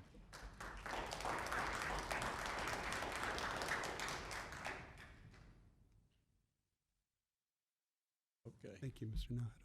Nahara. Let me finish up my report. I think the news, the SAC 2, we are finalizing the bid documents, and that should go out for proposals here in the next couple of weeks, and hopefully August or September we'll be bringing a proposal back as far as the bids. There's some activity. They've been calling the office, wanting to know when we're going to put it out. So it's on the line to be put out this month, and then we'll bid it, and then we'll bring proposals back. The auxiliary gyms, bid package 1 is complete. We're utilizing those. Bid package 2 should be complete. They are putting in the last vinyl flooring in the gyms as we speak, and my indication is that we could possibly have all of these 5 gyms in bid package 2 turned over before school starts for use by the students. And then here's, you can see Vista del Sol's floor is done, Horizon Heights, Loma Verde, and Myrtle Cooper, and then there's another flooring at Sarah Vista. Bid package 3, of course, we have a little bit longer to complete on that. However, that bid package is moving fast, and they should complete that ahead of schedule. And you can see that they're almost as far along as some of the projects in bid package 2. And then there's Waco in the inside, and then Robert Rojas. The building outside and front is essentially complete, but we've pulled everybody off and basically said that we're going to focus on the high schools until we get the schools open, and then we'll move into the new technology support facility. As you can see, they've done some of the work in between the 2 buildings here, and we've got furniture in place, and they're just doing punch lists and miscellaneous cleaning. Pebble Hills and East Lake, the field lighting is on schedule. We have been boring, drilling holes for the light pole base at Pebble Hills, and we should start that at East Lake. We've run the power out to them, and in fact, I think we're going to have a power shutdown and transform to move the service over on Friday morning early. Should not affect the school any. And then the new combo school, the final school is, it's moving along. There's a lot of stud wall going up. A lot of the exterior walls have been put up on the elementary side. Of course, the elementary side will be finished a year from now. And then the middle school, which is towards that white building on the upper slide on the right-hand side, back towards is the middle school, and that will be completed in December. And you can see that we've got structural going up on the roofs on the combo school. And that completes my report, if there's any other questions. No other questions? Thank you. President you. Morales. Mr. Arrington. Ms. Carmona does have comment. I just want to thank you, Mr. Iington, and all of the people that are in your department for given all the construction that we're having in our district. Thank you for your leadership in that, and also all the other departments who are helping support our schools in making sure that they open ready on August the 2nd. That includes the technology technicians that are helping with installation, as well as transportation department and all campus custodial service that are working extra hours, and I appreciate that. Thank you very much. Thank you, and it's not only us, but it's y'all. It's a team effort, and we couldn't get it done unless everybody's involved in it, so it's a team effort. Thank you. This time we've got item 7B, Safety and Security Committee updates. Our presenter is Maribel Macias. President Morales, Interim Superintendent Carmona, members of the board. Behind me, we have our amazing safety team that is coming slowly but quickly because I hear them. I just want to personally thank them during this interesting, if not ever-changing pandemic. They have kept us informed and they have kept us safe throughout this time. At this time, Dr. Ismael Castro, Emergency Operation Manager, will lead us through our biannual Safety and Security Committee update. Good evening, everyone. Board President Morales, our Interim Superintendent Carmona, school board members. This is truly, I'm Ismael Castro, Emergency Manager. This is truly a whole team approach, and it starts with everybody. And we do have some of our safety members here. If you all could stand in our audience, they'd be recognized. Our safety team members, the committee. I know we have quite a few in here. And thank you to all the work, because they are pivotal in everything that we do. Chief Castorena, Ms. Macias, Sergeant Delgado right behind me here, and our security supervisor, Ms. Hernandez. They're all pivotal in everything that we do here.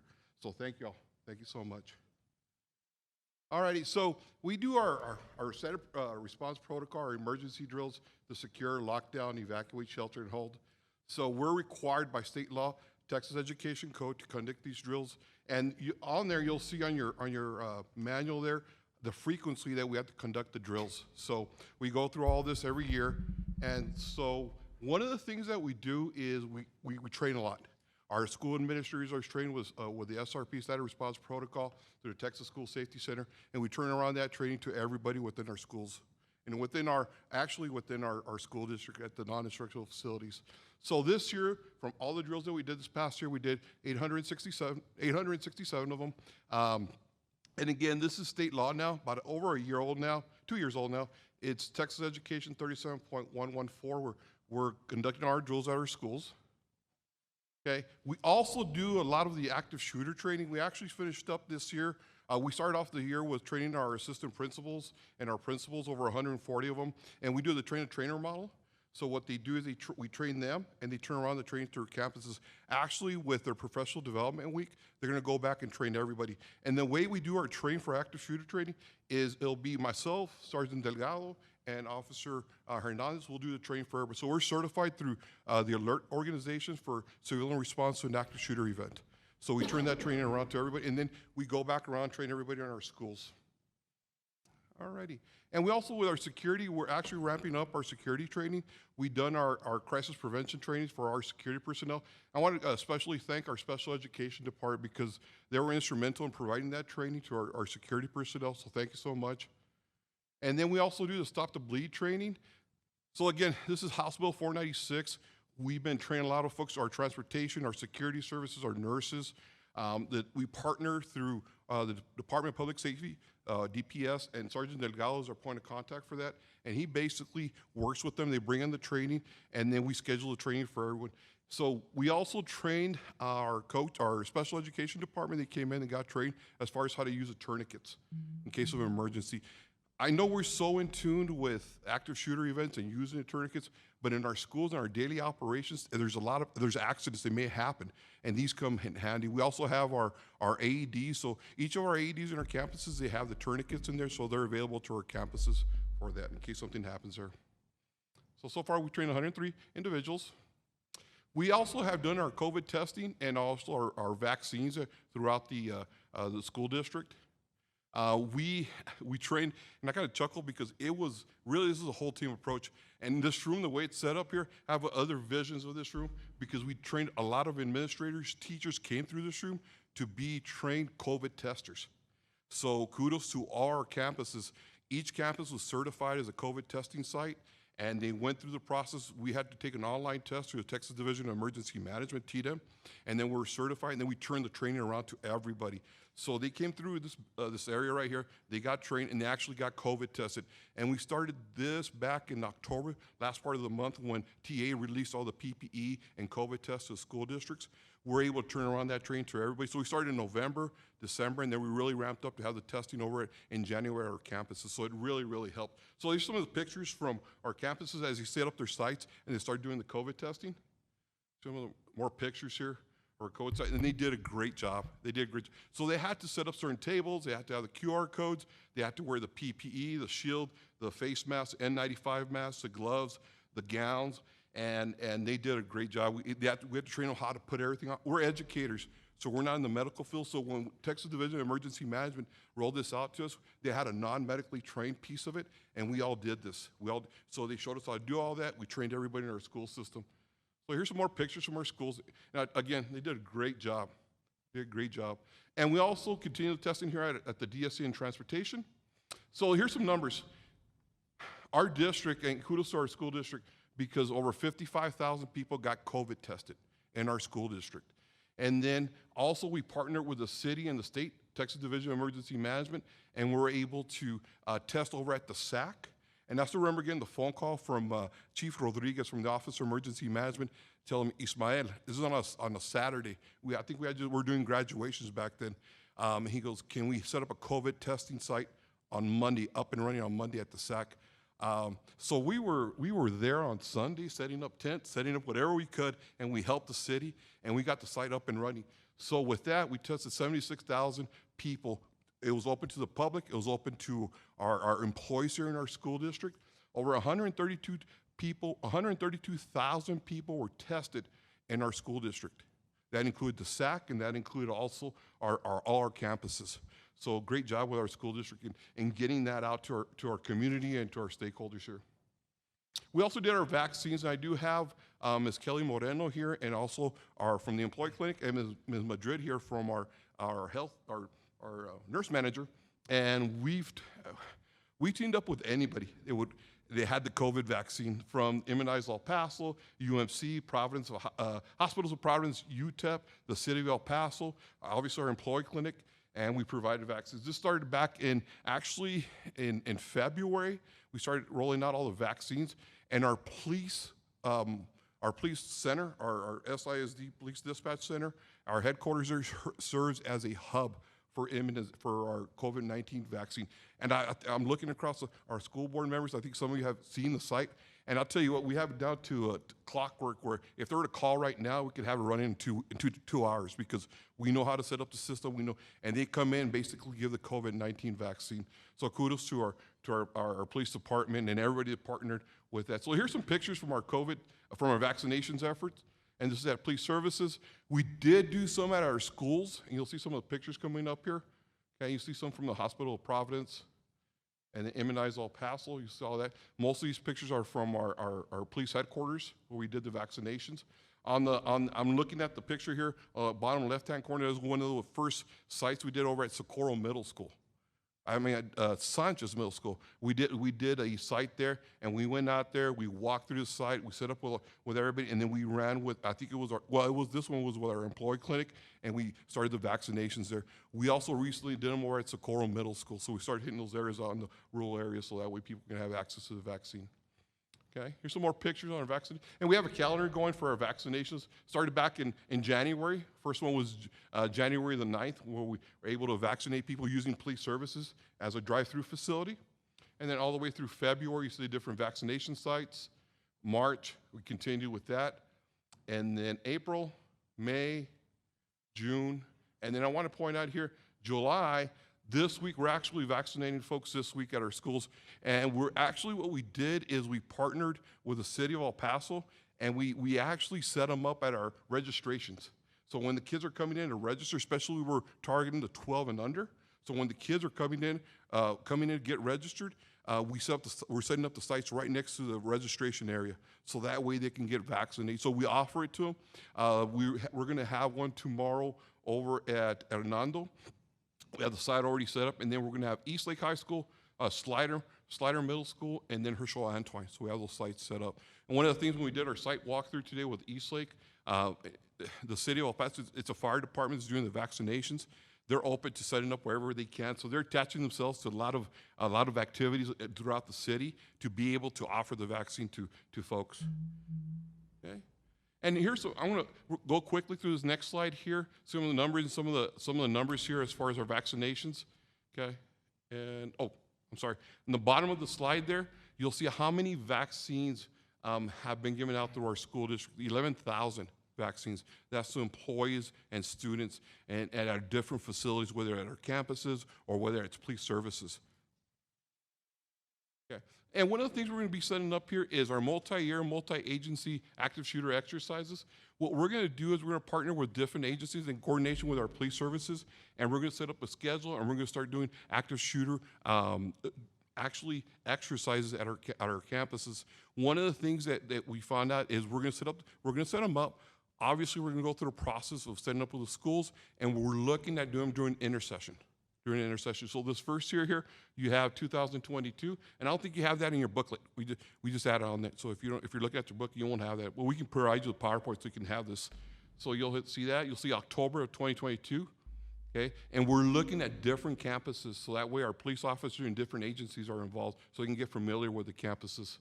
Okay, and then October of 2023, moving forward. One of the things you'll notice here, the different agencies we're partnering with, obviously is going to be our law enforcement agencies and the different emergency management organizations, which is the city, the county, TDEM, local fire, so that way they know our facilities whenever we do any of these exercises, and we're more than welcome to be part of the exercise. October of 2024, we do another exercise. We're looking at different facilities. And this one we'll be looking at a K-8 school. And then October 2025, we're going to look at a combo school, Lujan Chavez and Sunridge, to do the exercises there. And October 2026, we're going to do it at one of our non-instructional facilities. Okay? That's all we have for our report. And again, before the question, I just want to thank the board, Ms. Carmona, for your support.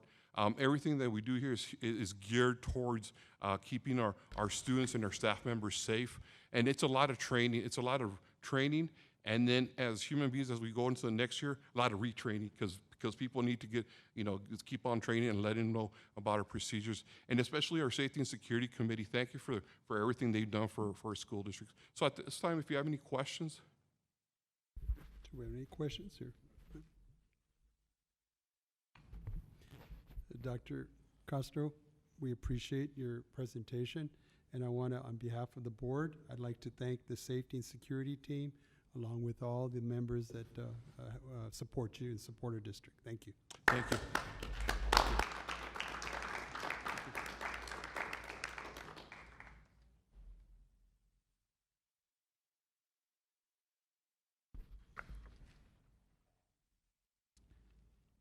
Our next item on the agenda is consent agenda. Are there any items?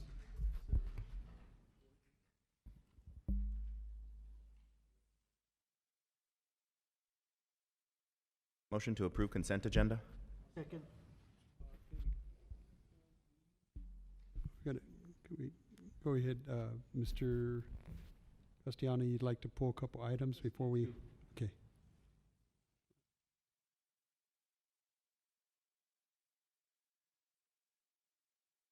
Motion to approve consent agenda except item E2?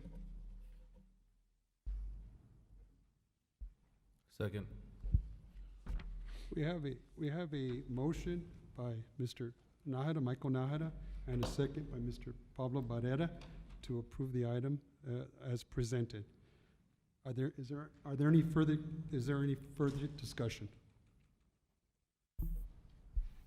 All those in favor? Aye. Aye. Opposed? The motion carries.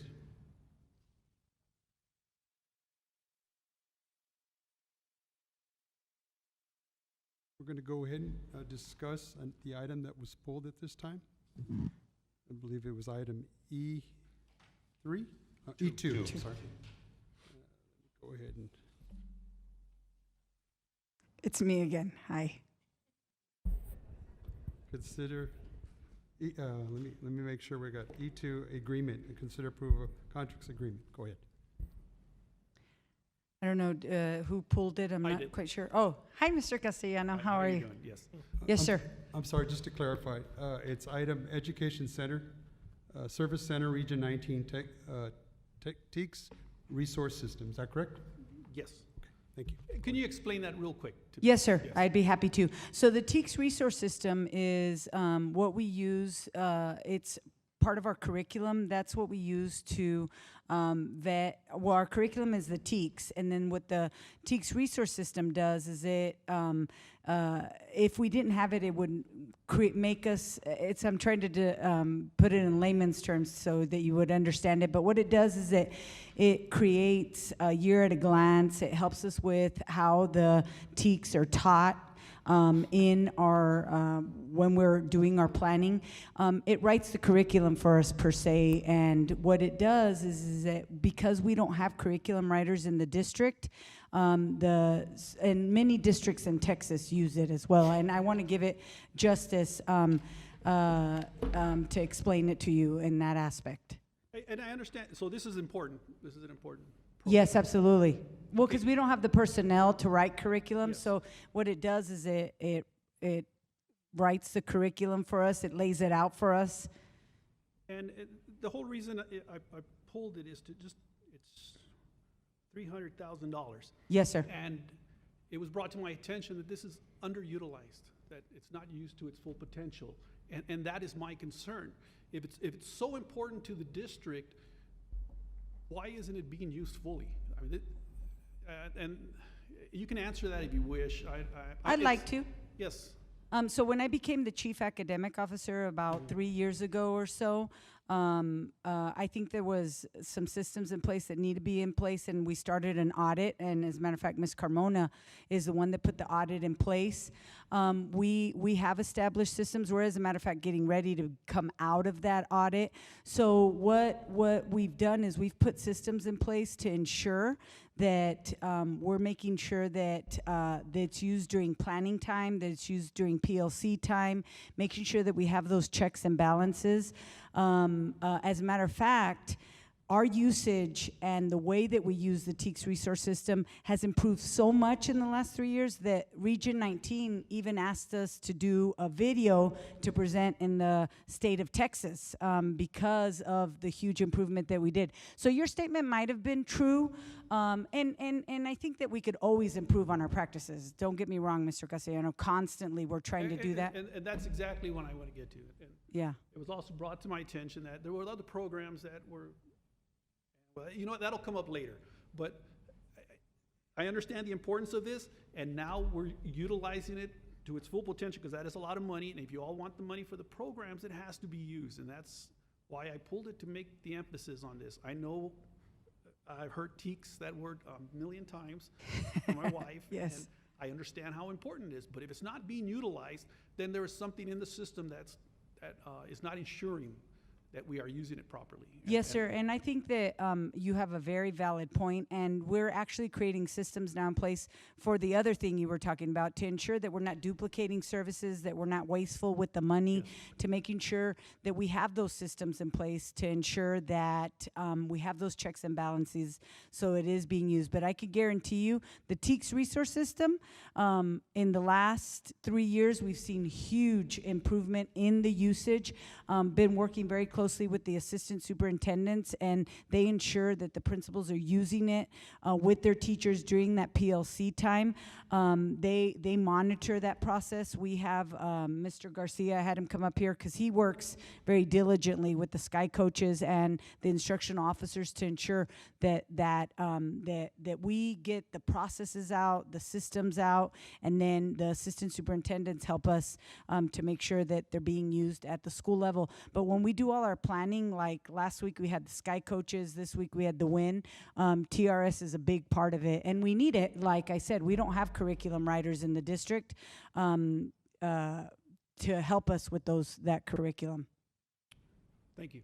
I have no further comment. Okay. Do we have a motion here to? I motion that we accept the agreement. Second. Thank you. I have a motion by Mr. Castellano and a second by Ms. Nahara. Ms. Nahara. Is there any further discussion? All those in favor? Aye. Aye. Opposed? The motion carries. Good. The next item is new business, number 9. Consider approval of revision to local policy DCE and FDA. Our presenter is Maribel Macias. President Morales, Interim Superintendent Ms. Carmona, and members of the board, administration recommends approval as presented within your board packet, page 157 and on. Motion to approve. Second.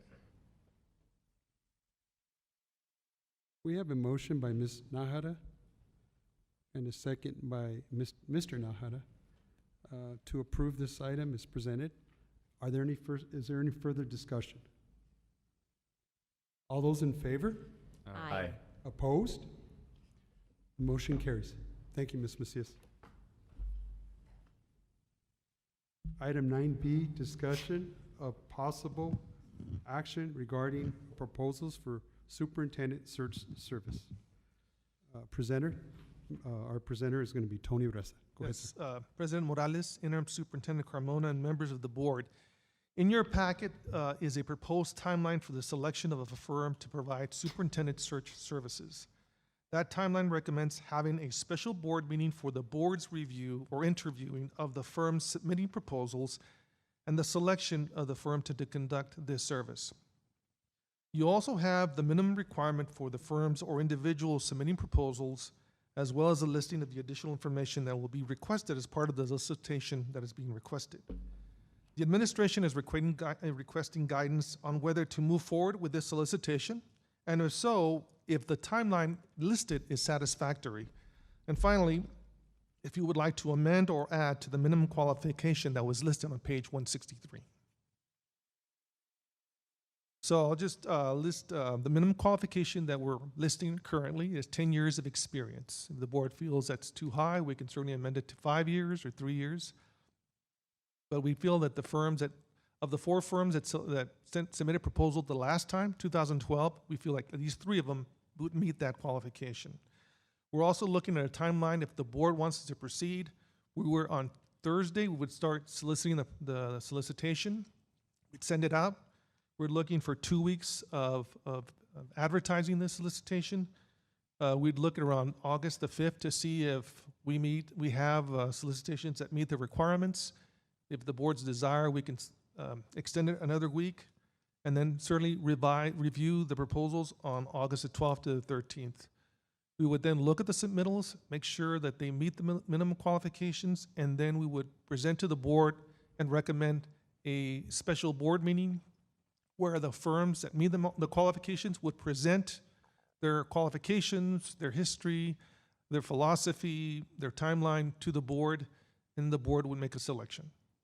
So that, I guess, a special board meeting, we're probably looking at maybe late August or early September. So we're asking for guidance. Is it the board's desire for us to move forward and use this timeline that's listed?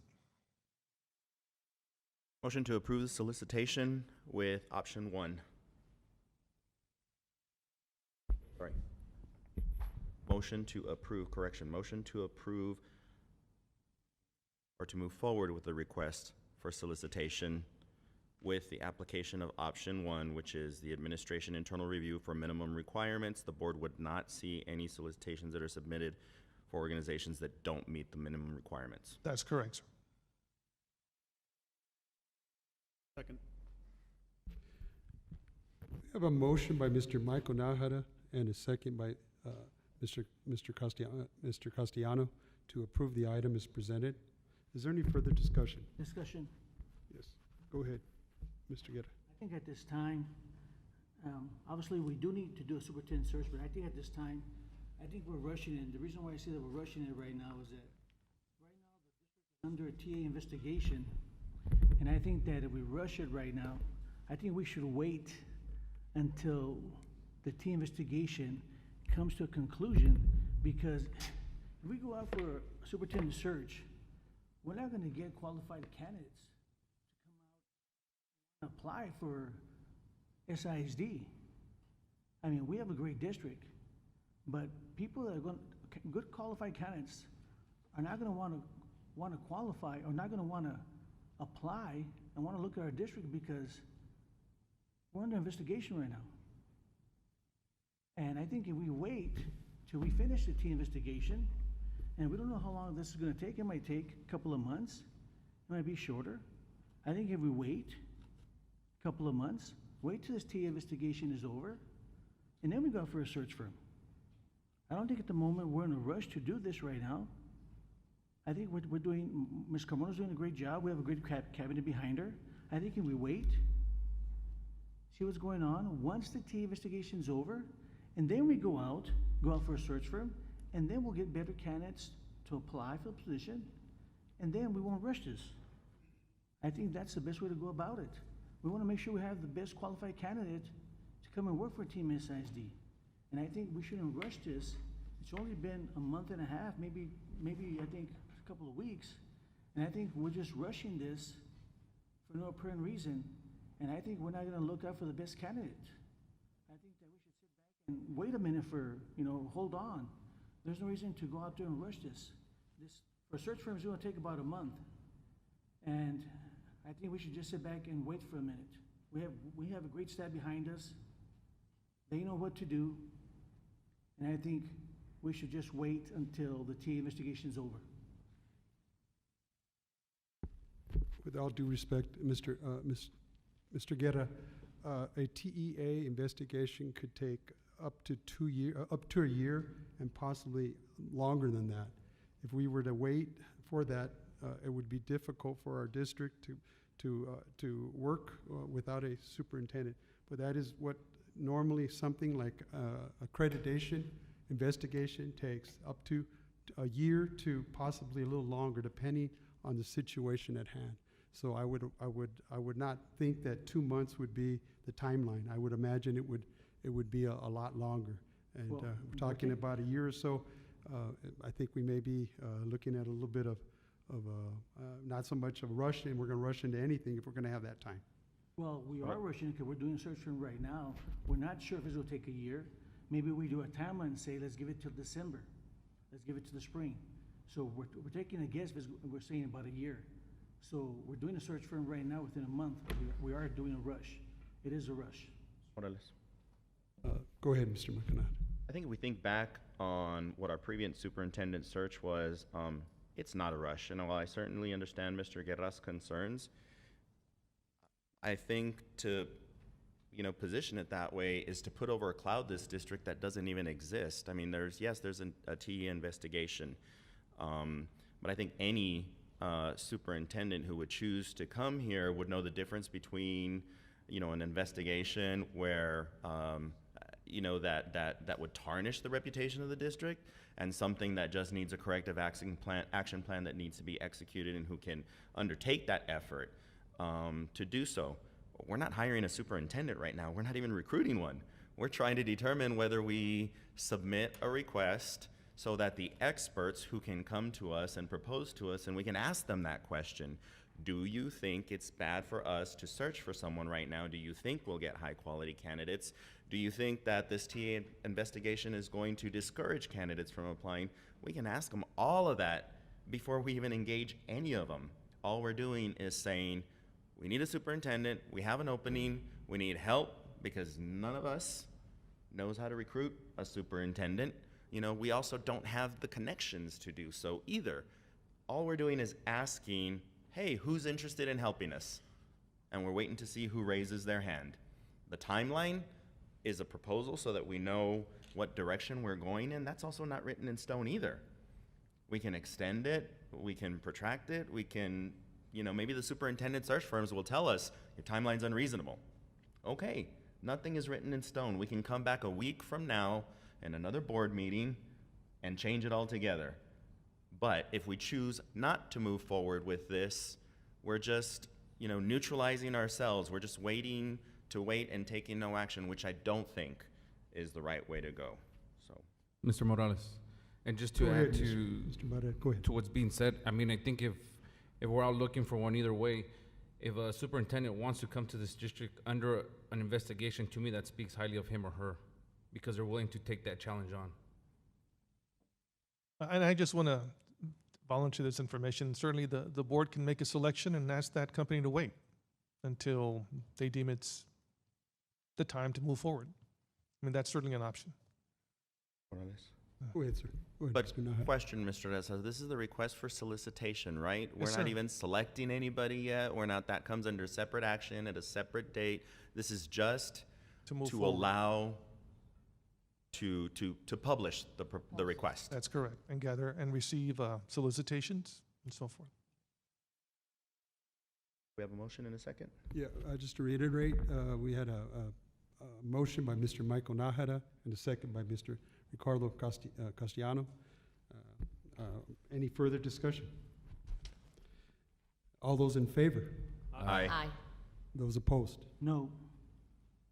Motion carries. Thank you.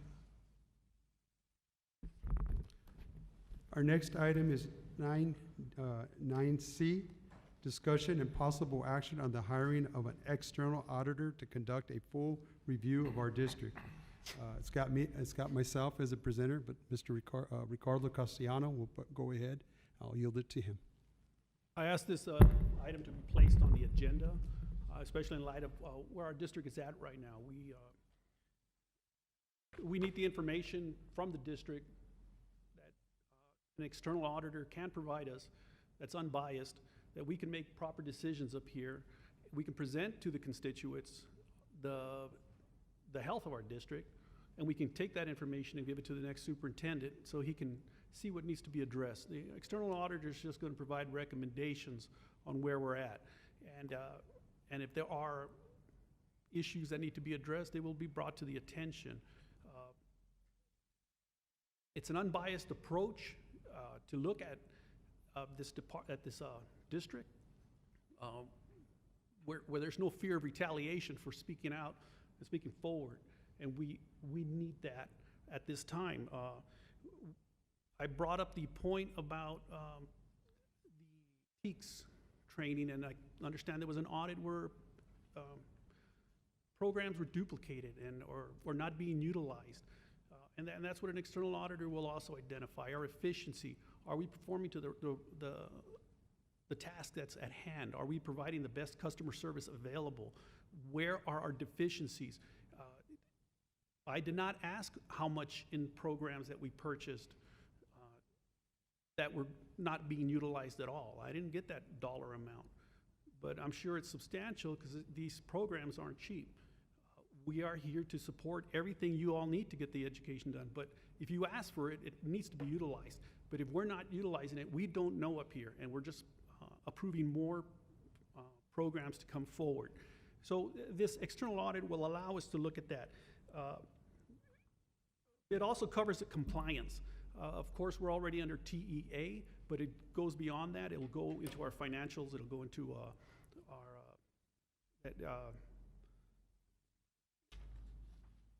technology, ensure the security of our systems. Are we in place? Are we doing the best possible forward?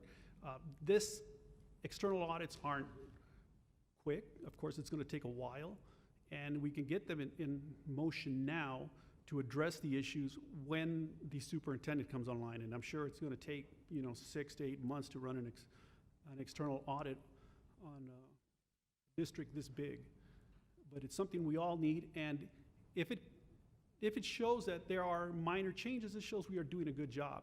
If it shows there are substantial changes that need to be made, we owe that to the people, to the students, to the constituents, to do the best job possible. And that's why I'm proposing this to move forward. Do you all have any comment or anything right now at this time? I can still keep talking. Morales? Go ahead, Mr. Michael Nahara, go ahead. So with an education, a formal education in accounting, I don't agree with an external audit. I mean, it's standard practice. I don't disagree, I'm sorry. I don't disagree with an external audit. It's a standard practice in accounting. It finds things that you may not know that you're doing wrong. It may find things, you know, that are broken processes, you know, things that, I know sometimes things that we found, were people just doing the same thing that they did last year because it's what they did for the last 10 years or 12 years or 15 years. It's not because, you know, and somebody forgot to mention, oh, by the way, this regulation changed. It could be, you know, a reporting requirement that we've maintained for the last 20 years, and we didn't have to, but yet we were expending the resources, financial, human capital, et cetera, maintaining computer systems to do things that we didn't have to do anymore. So, while I don't disagree with that component of it, it's always great to get a disinterested, an uninvested, an unemotional attached third party. I don't think this is the way to go about it, though. I mean, this, you know, everybody up here, I think, is very interested in transparency. And so if you think about the superintendent search, and by the way, a typical financial external audit ran about 4 to 6 weeks. A hospital system about the size, budget, the size of this district would run about $1 million. So if, you know, just based on the you know, and the work effort as well, I mean, it's a lot. It's a lot of resources.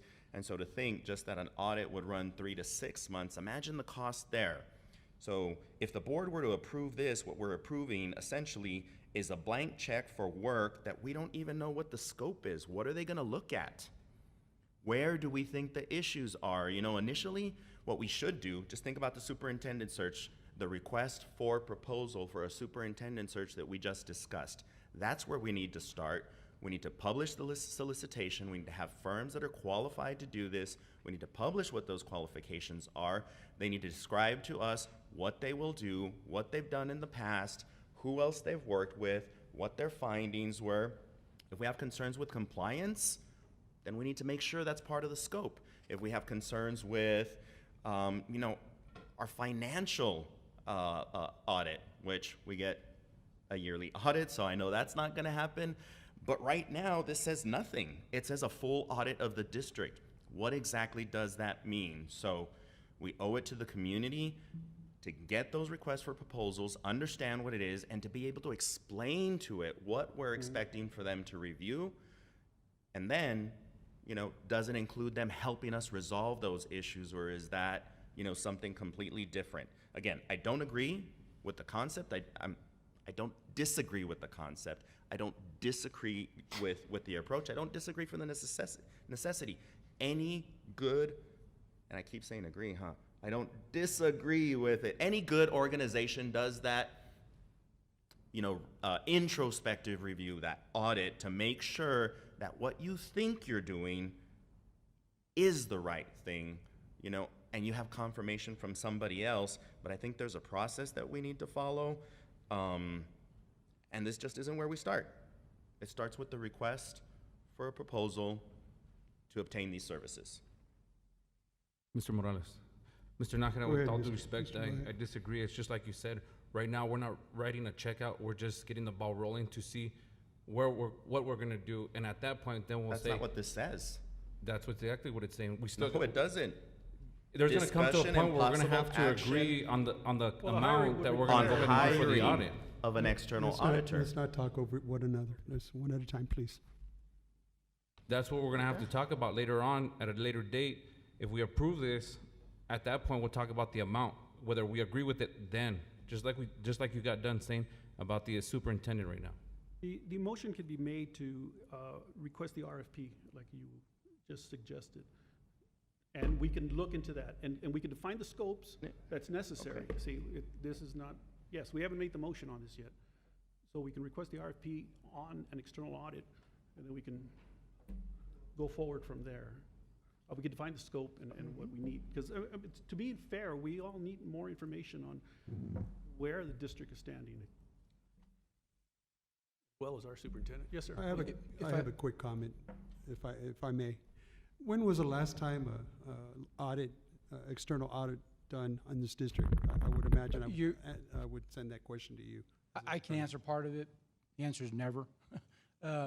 We've not had a full-blown district-wide audit. We do audit certain areas. Finance, for one, is obviously required by law to be done. And we've had other audits that have been done, special audits. To Mr. Nahara and Mr. Castellanos' point, if you want to do this, you certainly can. I do think it would require that you issue and publish a request for qualifications or proposals. And maybe in there, ask for a list of areas, just off the top of my head when you all were talking about it, in no particular order. I'm not saying these are areas of need, but they could be. Finance, which we know is done annually, technology, curriculum and instruction, child nutrition, special populations, facilities, human resources. You have a various number of departments, and an auditor will have to come in and say, okay, we are proposing to conduct the audit in this way on these areas. Here's the cost. If you want this is what it's going to cost you. This is the timeline. If you want this, option B, here's what it costs, here's the timeline. They can do it. Organizations have, and I've been involved where companies and businesses have done complete company-wide audits. So it can be done, but you need to consider areas, cost, and time. Mr. Blanco? I think it's important to also put the scope. What are we looking at? We have these agreed upon attestation audits that can be done. What is the board's desire? What do you want to look at? I mean, because that will help the external auditor or whoever's going to submit a proposal to see, okay, they're going to be looking, they want us to do this, this, and this. They can look at their schedule. They can see how many people they can assign. They can determine how many hours it's going to take to do the audit. And then they can submit a proposal. So the more information from the board that we get about what is the desired end, the better, before we do the solicitation, because that's going to drive a lot of what proposals we receive. I think And you're right. I think we've done it for various departments. One that comes to mind is when I just really got hired here. This was 2009. We did an audit on our bond programs. We went ahead and did a solicitation. We hired a firm. I think it cost us about $45,000. But they illustrated the number of hours. They actually did a lot more hours than they anticipated. And so they ate some of the cost. But again, it's important to know what is the desire so that we can either include that in the scope of what services they're going to provide in the audit. I mean, but if it sounds to me like it's just, it's something that we need to, like the board up here, we can't, I would say, I wouldn't know where to direct these folks, and so I would be interested in moving forward with the RFQ so that we know what the potential is, and then once we get that, then we can have an informed discussion about what the options are, what the possibilities are, et cetera. So, Mr. Blanco, if we were to make a motion for that RFQ, what would it be like?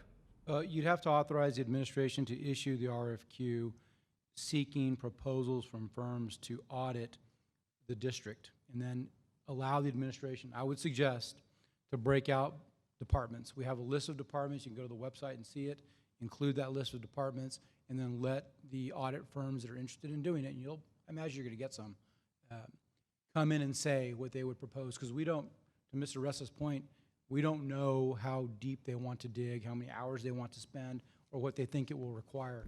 So unless you have like a very specific thing, and you were to say, okay, we want to audit curriculum and instruction for compliance with the education code. All right, the firm could come in and say, we've done this. This is what it costs at a district this size. If you tell them, we want you to come in and audit curriculum and instruction, that's the only statement that you make to them. Yeah, they're going to want to know, what is that? I make a motion. So what Mr. Mr. Blanco, and I would like to make a motion and just move for clarification and just table the item. But we're clarifying it right now. Well, it's not on the item, it's not clarified, so I'll just table the item. Put a next agenda item, next board meeting, and just clarify it and table it. If you want to table it, obviously the board can vote to do that, and you can take it up at another time. If you want to get it moving, you could issue it and just wait to see what comes back. I don't know what you're gonna get back. If it's very broad and all you're listing as departments, the range of proposals is gonna be wide is my concern. Can I make a recommendation? Can we table this for a month while we get information from the board to see what they're looking at, and perhaps it'll allow us to start working on the scope of the services they're gonna be provided? Because this is gonna be very broad, and I think it's important to see what is the objective. You know, what are we looking at? Are we looking at adherence to certain regulations, certain procedures? Are we just, when you talk about compliance, that has to do with the regulatory guidelines or laws. Are we complying with those, like HIPAA or Department of Labor's? I mean, those are things that are also compliant. So, I mean, it'll allow us to gather some more information of what the intent is and help us to maybe come up with something a little bit more timely. Mr. Morales, if I may. Go ahead, Ms. Nahad. Mr. Reza, are you talking about possibly attending each of our committee meetings to get board input? Or are you talking about having a special board meeting to where these qualifications are all that the board discusses? I mean, Whatever's desired by the board. I mean, I think if we have a workshop, it probably will work a little bit better because it'll be a little bit more efficient. And then we can start seeing what the desire. Or I can attend the different committee meetings and so forth. I personally feel like a workshop with all of the board in the same place at the same time would give us a better understanding of what we're looking at and what areas we want to look into. So in the meantime, I would like to make the motion to table the item for clarification. We'd have to establish the board, workshop or in the motion. There's still a Let me- motion on the table. If We I need to may, ask I'm for going to make a second. quick comment here. One of the things that I think we overlooked was the fact that we are under an investigation from the TEA, and in that they are doing an audit of our curriculum instruction. I do know that. And so that is something that we may not need to have somebody audit, for one. Secondly, we also get our finances audited on a yearly basis. So those would be two areas that we can probably not, delete or.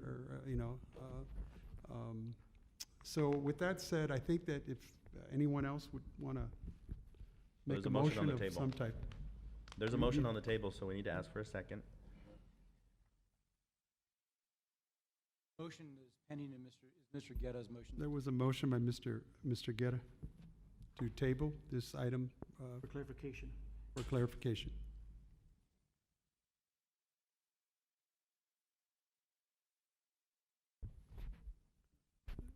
Don't have a second, so we're going to go ahead. Morales, Mr. Nahad, go ahead. So, if we were, I mean, I think we just had Chief Castorena and the entire Security and Safety Committee up here, looking at or with a review of their action. If we were to propose a safety and security audit, it would not be up to this board for us to decide what we're going to look at in safety and security. Again, I think that by issuing the RFQ, it's just that. And yes, we can have a board shop later, but once we get responses, I'm not afraid of the RFQ. I'm not afraid of the audit either. I think it's a way to educate ourselves. And yes, it's a broad net. It's a very broad net. But if we get the right people responding to us, you know what? We're not the only district asking for this audit if we do move so.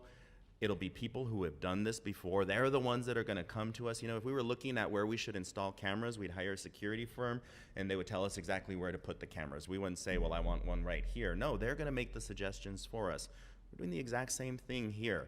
We're just casting the net, saying, okay, come to us. You tell us what you can offer. You tell us what we should be considering.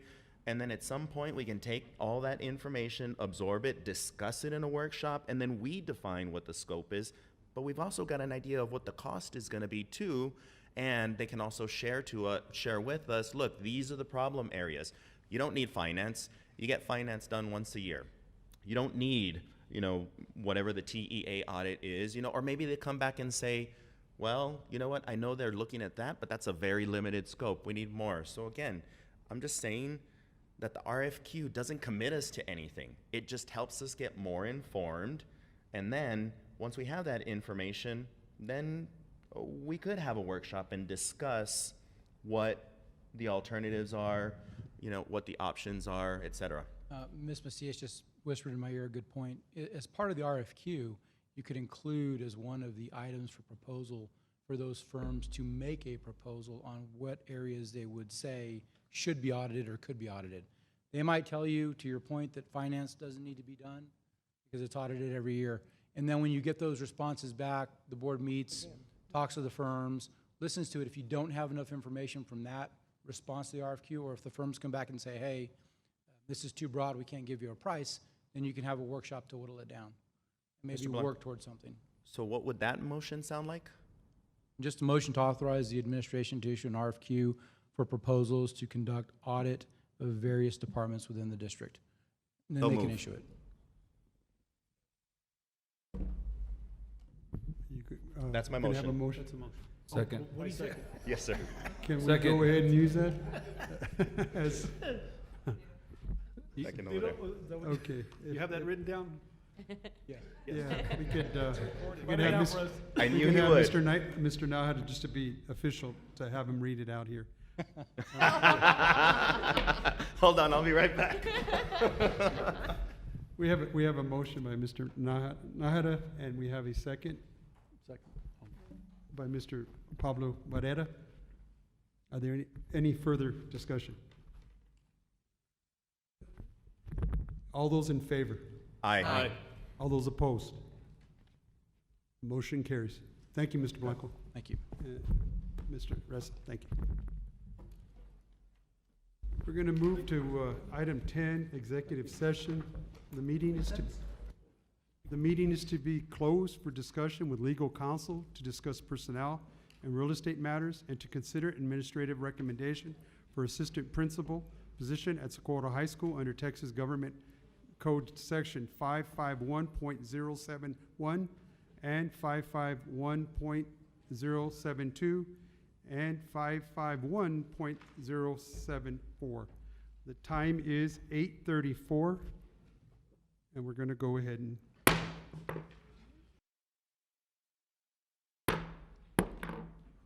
we are back in session. The time is 9:15. We've got we're going to go ahead and move to 11, new business. Consider approval of administrative recommendations. Ms. Mortesy Carmona.